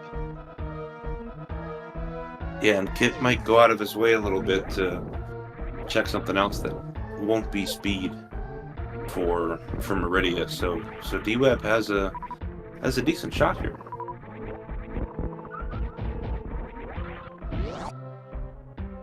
See, what I always hope for is just a nice close race. I mean, I don't know how many races I've seen that have been within a second, but it's been more than 2. in less than 4. Yeah, it's not very often, but it is amazing when it happens.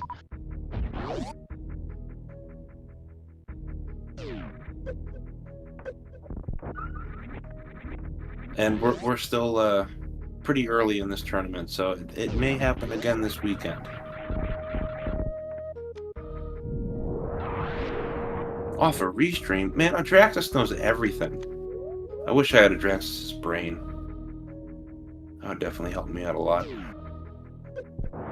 And here we go. Kipp's going to go over and check out X-Ray. Again, needing to do the deboost draft, misses it. It's going to have to reset the room.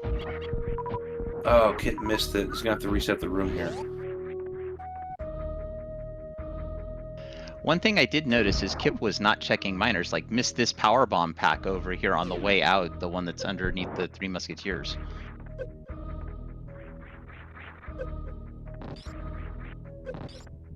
All right, here we go. Second try. Blammo. Got it. Definitely want to hit these waivers. They do 2 damage compared to landing on the spikes, and well, the spikes are really, really ow.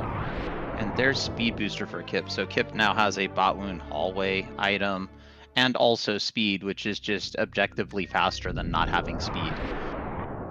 Yeah, so that's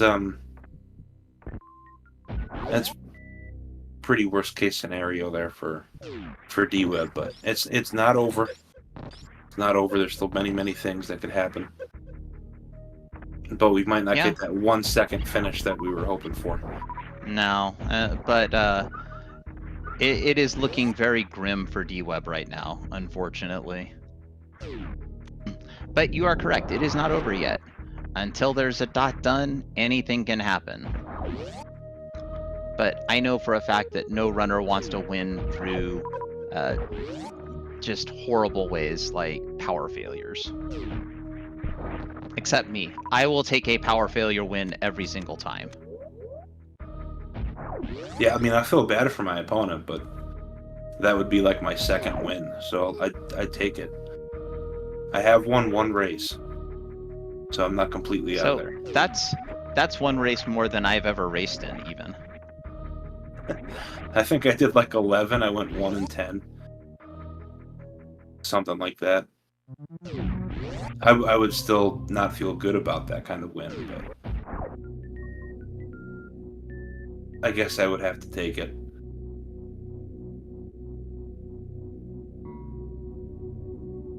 Yeah, to be fair, I don't think anybody wants to win due to power failure, equipment failure, any of those ways of winning, because it's not really winning. It's your opponent lost, not you won, and you want to win.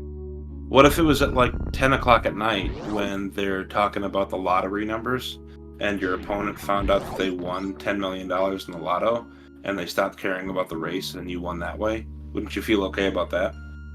Like, yeah, they got tons of money, so I can enjoy this win. Yeah, well, and that would be fair because I'm pretty sure they would at least have the decency to put a dot forfeit in, right? Like, all right, and enjoy your Metroid win. I just got about like 6.7 million after taxes, so it's okay. Yeah, you won this race, and I don't have to work anymore, so I'll call that even.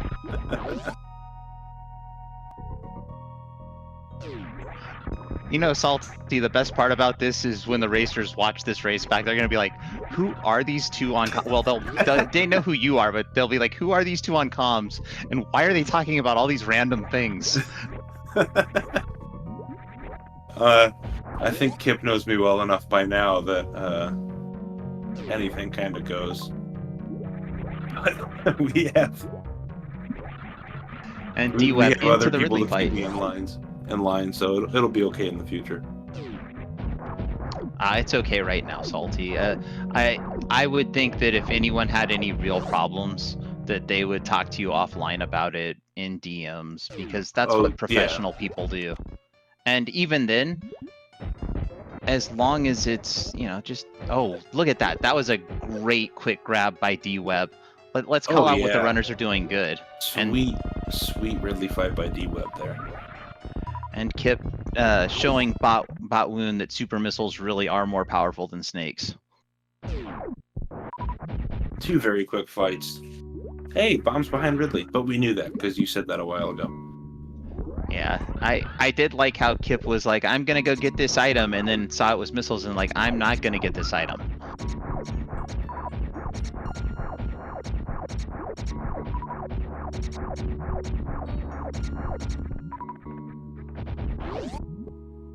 Yeah, there was a race. So I also commentate in the Z1R community, and there was a race over in there where one of the racers got upset and just slammed their hands on the desk, you know, because something went wrong, and they accidentally crashed their machine. So, Oh, that's a bummer. That kind of well, reminds me of that GDQ incident where Grand Pooh Bear stomped the console offline. oops. I don't recall that incident, but now I might have to go look for it, because if it was at a GDQ, it's probably on YouTube somewhere. Oh yeah, definitely on YouTube. He wasn't actually that super mad. It was just an incident where he was like, "Oh gosh darn it," you know, and gave a little stomp, and then the console reset itself.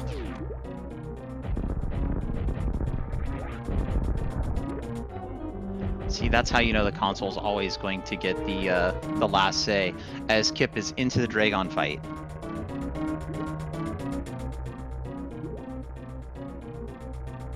And I see Speed Gaming needs to update their auto things about Twitter. Twitter is no more, it's X. And why, I couldn't tell you, but it's X now. It's a lot faster to spell, I think, is the reasoning for it. Yeah, you only have to it's hit okay. the key once instead of 6 times. Yeah. Well, there you go. And also with Twitter, you had to hit different keys, right? Yeah, I think you had to hit like 4 of them, maybe. Yeah, 3 T's, a W, an I, and an E. Yeah, it's there's 5. an R. I have no idea what's going on. It's beautiful okay, so speed boost fight by Kipp there on Dragon. That's the way you want to do it. And it's a vanilla space jump, so let's go. Hey, that'll make things nice, especially since we don't have any double jump in this dash tournament. Space jump is very welcome. Double jump can get you through most rooms in dash if you're accurate with it, but space jump, it just makes up for a lot of little mistakes, and you get to go fast no matter what, especially underwater. Ooh, had a stored spike suit as well, using it to get back across Coliseum. I think that's Coliseum. Yes, I believe so. So we get to do the reverse full halfie there with the help of Dragon. In the meantime, D-Web doing a great moonfall down Red Tower, Cack Alley for Kipp, I believe.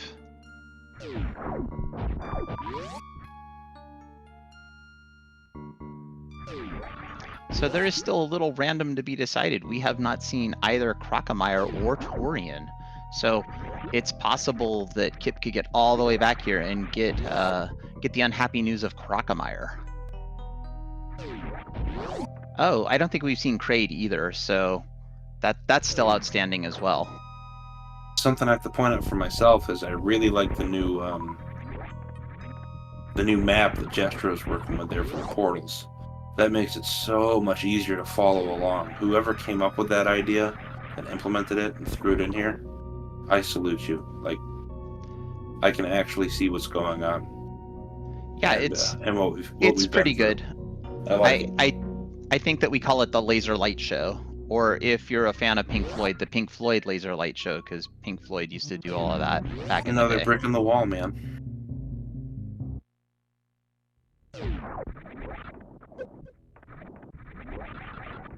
Another Samus in the Vileplume? What? Leave those kids alone. They'll be fine. That's true. But I think we definitely need our education, because we don't have any clue what we're talking about. As D-Web about to go down the toilet.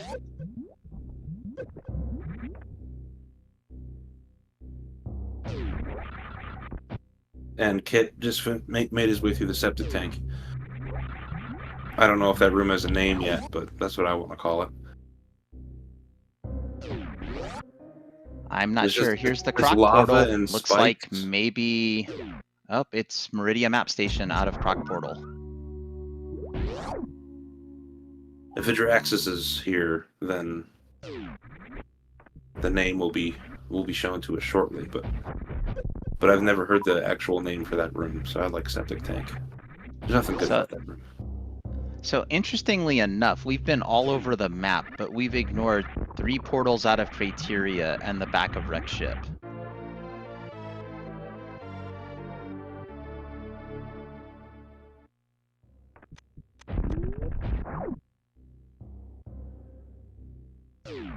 Yeah, and D-Web didn't check that out either, but also didn't have gravity suits, so it would have been, I think, impossible at that point to actually look at it. Yeah, I think both of them would have had to have gone back into Wreck Ship. I don't think it would have been impossible. Well, D-Web doesn't have high jump boots, so yeah, you're right, impossible. Well, I think at the time, no gravity suit and no high jump. I don't know how D-Web would have made it through to check that portal.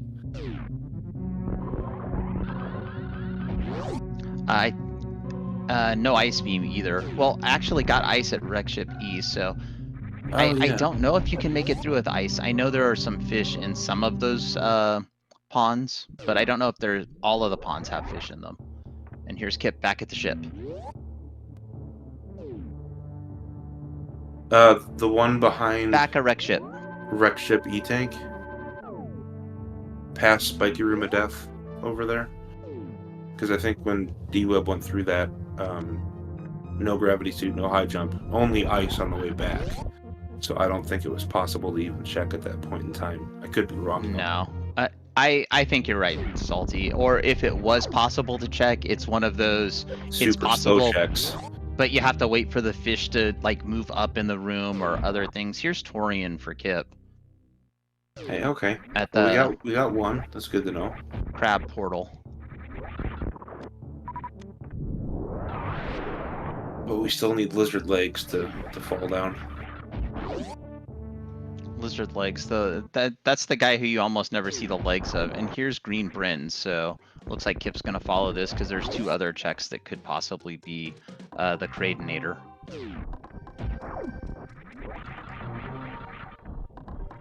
D-Web about to go finish off his Dragon, and neither runner knows where Crate Portal is, but Kipp's about to check something right here. Kipp found Crate Portal at the Green Bryn side of Meme Route. Yep, right here. Sweet, sweet.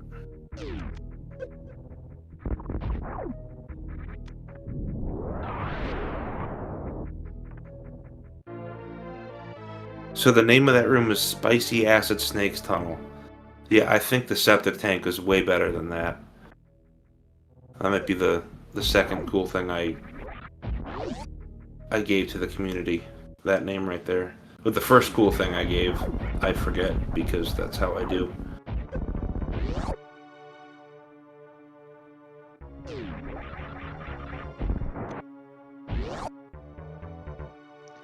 Yeah, this is, again, not looking so great for D-Web.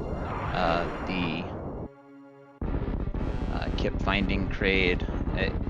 It's just one of those things where we already knew going in that Kipp had a huge movement advantage, or at least a decent movement advantage, and with very little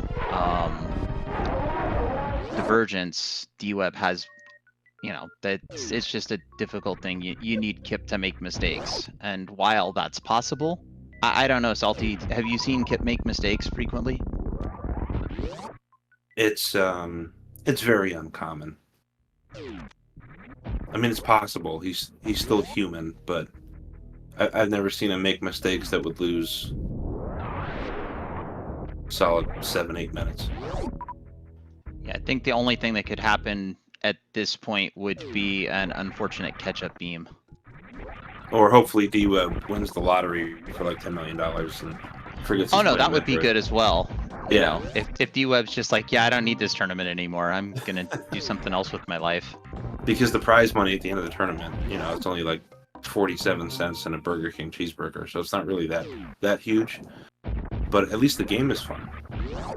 And for what's being talked about earlier, I guess the name of one of the rooms is Spicy Acid Snakes Tunnel, and somebody says that sounds like it's a psychedelic appetizer from the Bayou, and by somebody I mean Cout255, and that's all for YouTube, so that everybody knows why I'm doing that, because YouTube people, when we talk about chat stuff, have no idea what we're talking about because they don't see chat. Yeah, I was gonna try and pull out my Southern Bayou accent, but I have kind of a sore throat today, so it wouldn't come out very well. So I just let that one go. But I completely agree that it does sound like a dish. Yeah, from Louisiana. the only Bayou guy I know is Billy. You're welcome.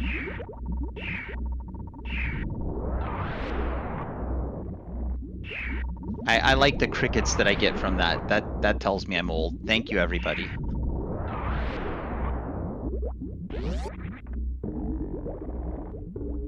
Yeah, Kipp back in Torian doesn't have the ice beam, but being a full boss ahead and 2 portal checks ahead, doesn't look like it's going to matter here as long as Kipp can keep that energy to a decent level, keep himself alive. Yeah. Also has 15 power bombs, so going to be able to bomb out all the Metroids without needing to backtrack.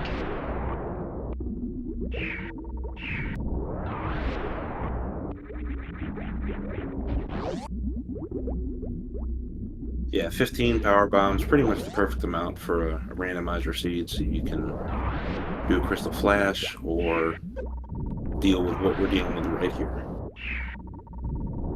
This isn't like low percent speed where you have to go down to Torian with only 5 power bombs and hope the luck is on your side. 5 power bombs in Torian is not asking for luck. That's asking for winning $10 million in the lottery so you never have to do it again. Yeah, it's a pretty brutal category of the speed run. I didn't have as many hours of work back at the time when Zost was grinding that, so I got to watch a lot of the Zost runs go down there, and a lot of them fail after 40 minutes because of the power bomb terrible luck. But he finally did get it. I knew he would. So is that one of those things where you actually have to get 7 power bombs to be able to bomb out all the Metroids? Because 7 power bombs on Metroid drops would be... It's easier to win $10 million in the lottery, I think. I think so too, because the quote god luck in that would be getting 2 or 3 power bombs in the first room, and then another 2 in the second room, and then you'd have to get another 2 in the third or something like that. So the best possible outcome you could realistically hope for is only having to return to your ship 1 time for a refill, but most of the time you had to return twice to your ship for a refill for the power bombs. So it was a long end to the game with the backtracking. But wouldn't the best possible be getting all those power bombs and then not needing to go back to the ship? I think so, but I think that was like 1 in 100,000 chances or something like that, or 1 in 10,000. Yeah. I don't know, something crazy. And so as Kipp is fighting MB1, D-Web has found Kraid.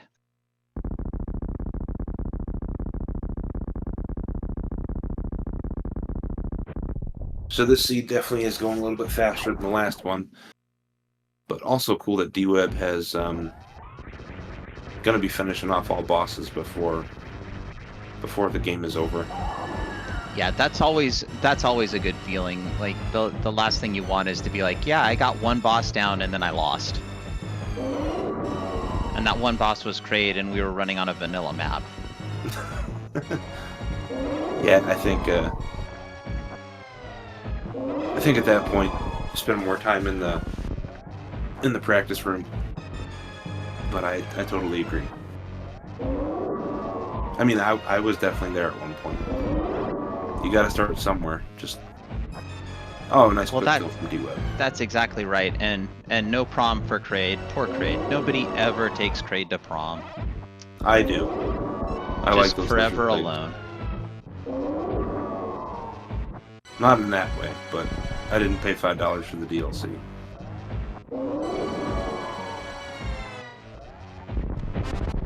Well, I mean, that's how you know Super Metroid was ahead of its time. It had DLC. I really, really miss the time when you bought a game and the whole game was there on the cartridge or the disc, and there was nothing else to buy. I really miss those. Or you times. bought a game and you didn't have to download a 4 GB patch because the game wasn't done on release day. Yeah, that too. That too. I definitely miss that. And Mother Brain 2 has been taken down. Kipp using his second break here to, I don't know, maybe pet Sam. Or get some water. Yeah. Who knows? Let Sam out. Pet Sam. Just get up and stretch the legs. You don't really want to try to run to the bathroom here because you will come back to a dead Samus.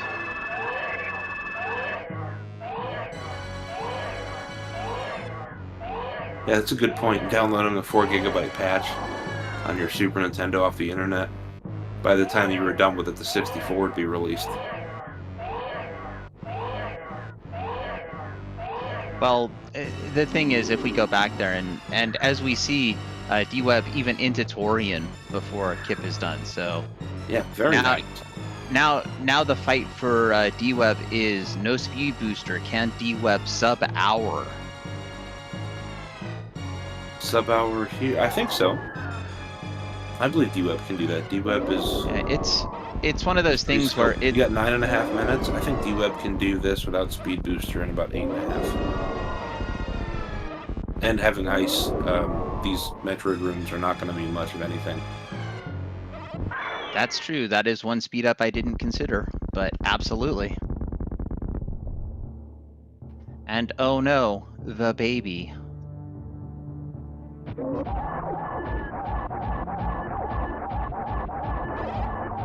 Yeah, the DLC was when you flipped the record over. There's a reason they call them B tracks.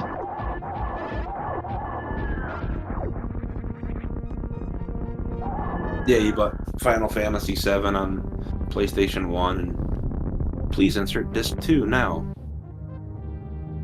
What's interesting about that is all the overworld stuff is duplicated on all of those discs.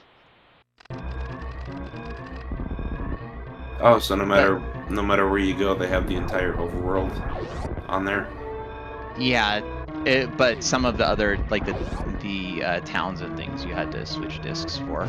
And Kipp into the escape as we see D-Web gonna go for a baby skip. Good job, got it. First time, facing right, saving 40 frames. Let's go.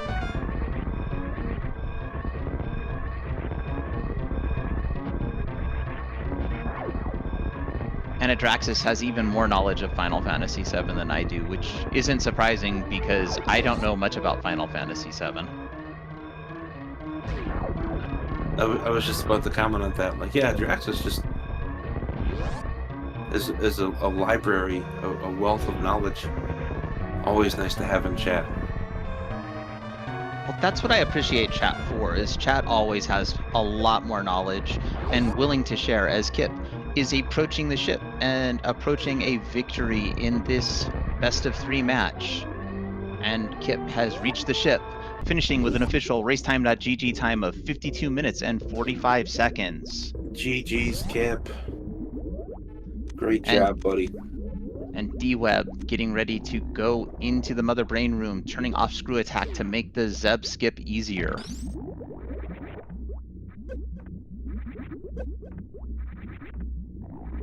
No wave beam, so going down underneath to make the rink of freeze a little bit easier.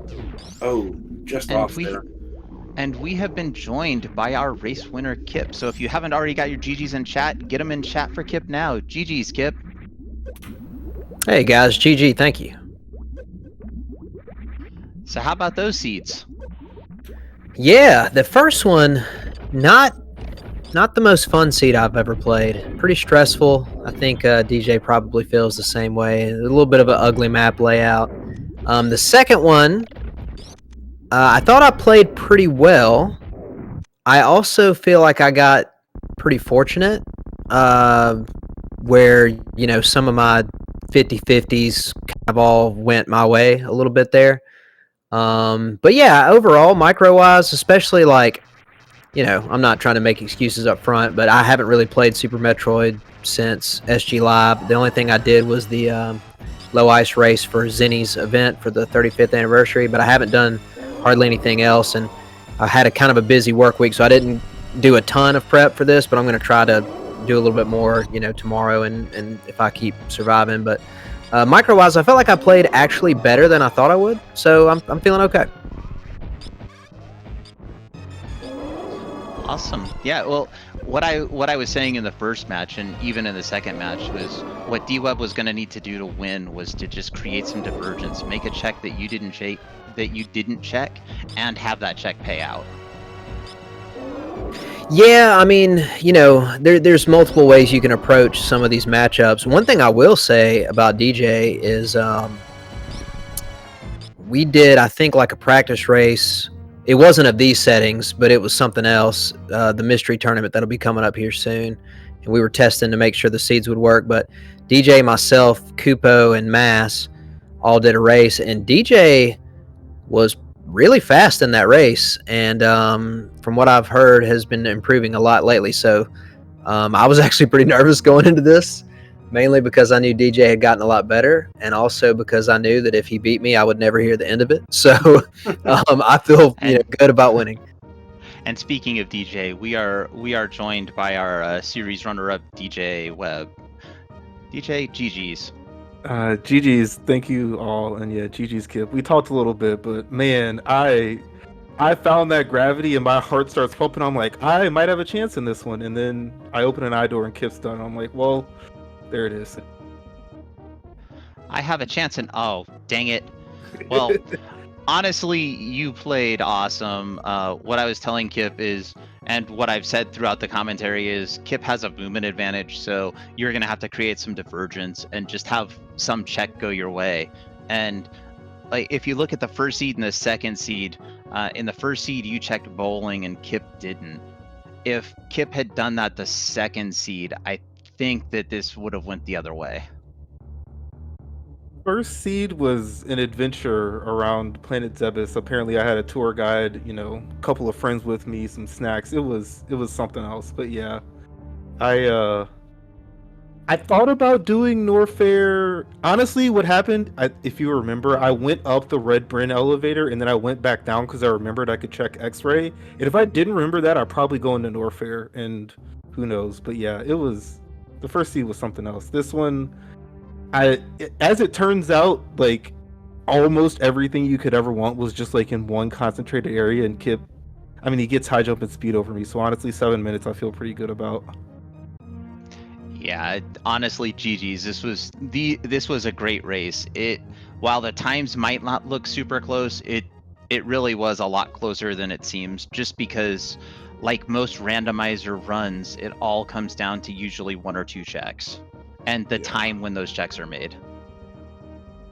Yeah. Oh, also, Kipp did check Gauntlet, which was useless because it was Phaser. I'm sorry, you check Gauntlet? In this one, yeah. Oh, okay. Yeah, I don't think I hit up the Gauntlet in either one of them. But yeah, no, this was really exciting. Just, a couple things since this was my first match of this event. I'm really excited for the event. We've been talking as the Dash Dev team about wanting to do more competitive events, but kind of like on a shorter time frame.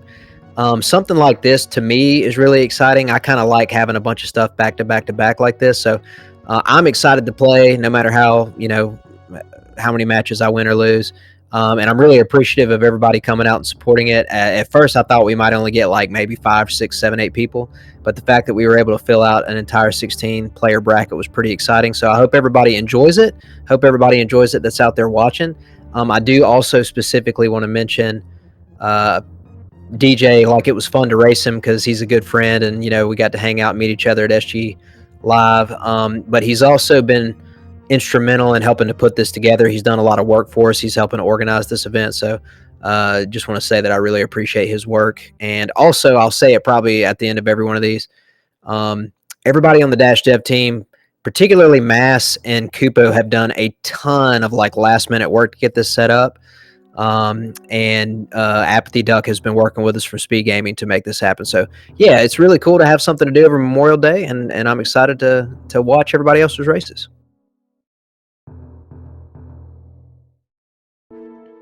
All right. Well, one of the things that I pointed out was we were seeing if DJ was going to finish this in under an hour, and it's coming down to the wire. Chat, is DJ going to do it in the climb right now? How many wall jumps can I miss? That's the question you should be asking. I don't ask that question because I miss all the wall jumps. Parlor I felt pretty good about, but yeah. The problem here is you're Only not one using miss. the ice beam enough. Yeah, you needed to turn Hyper Beam off. What were you thinking? Alrighty. And there it is, easily under an hour. Racetime.gg time of 59 minutes and 47 seconds. What a great series that both Kipp and DJ put on for us. Did either of you have any other thoughts that you wanted to share? Yeah, before I let DJ have the final word, I do want to thank him for one more thing. I think like the last, I was on some sick run for, I think I won like 4 randomizer tournaments in a row like 2 years ago or something. And then DJ started picking me in all the predictions to win every tournament. And ever since he started picking me, I've lost every single one of them. And so I want to give a shout out to DJ for not picking me to win this tournament. Thank you, DJ. That at least lets the universe give me at least a little bit better chance here. Yeah, we have an unspoken agreement. Yeah, we talked about that. He's I was honestly, I saw the bracket and I was actually really happy that I got to race Kipp. I even told him I wanted to have faced him at SG Live. He got 1 seat too high, which probably worked to his detriment. But yeah, this was fun. Kipp has obviously been around for a long time. Good friend, one of the best. I'm excited to see how much time I'm losing in every room. This will be a fun one to watch back. And also just, especially that first seat. I have no idea how you race that and what you're supposed to do. But yeah, I'll also echo to Kipp, obviously the devs, Kipp being one of them, doing a lot of stuff. There's been several, in the past year and a half, we've probably made like 13, 15 new features, area, recall, new items, new boss modes. It's been a lot of fun trying out new stuff. So I very appreciative of all you guys. And yeah, thank you to both Salty and JXB Adam for the comms and Jestro, the best tracker there is. Yeah, I needed to say that too. This event, even though we're racing and having fun, the restreams wouldn't happen without the tracking and the comms.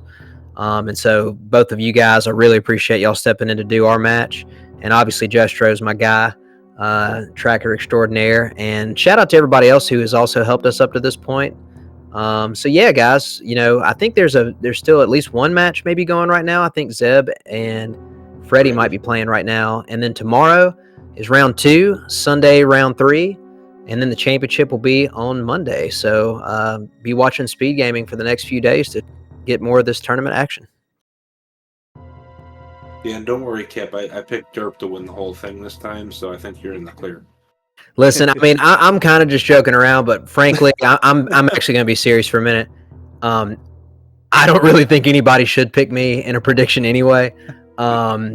There are probably at least 4 or 5 players in this tournament right now that I think would probably currently have a better chance of winning the tournament than me.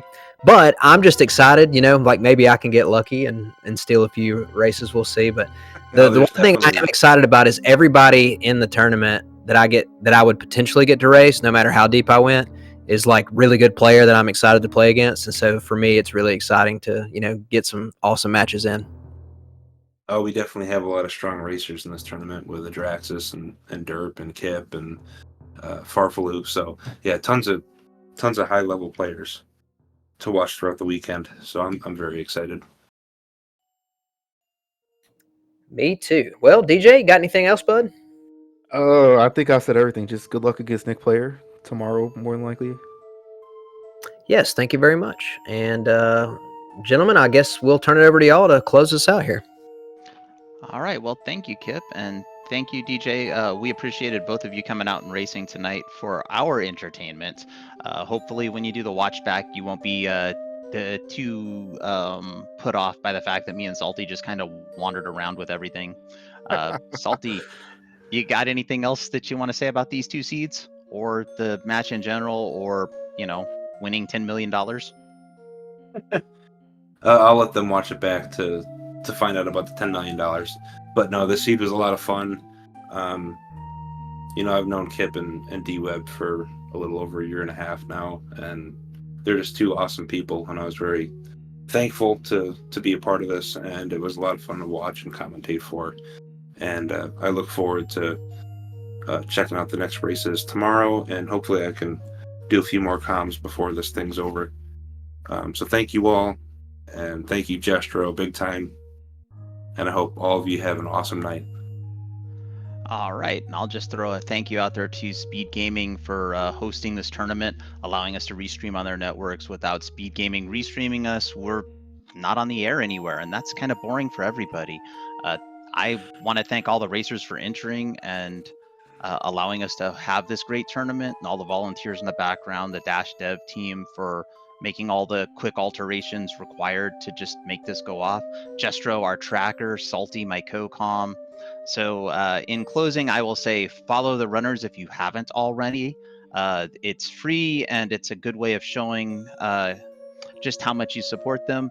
Follow my co-com Salty. Salty does stream, does race sometimes. And follow our tracker Jestro Zooks, because Jestro, one of the best in the business. And with that, I think that brings us to a close of this Speed Gaming 3 presentation of the Dash Spring Invitational 2024. Thank you for joining us tonight, and I hope everyone has a great night. Take care, everybody. Good night.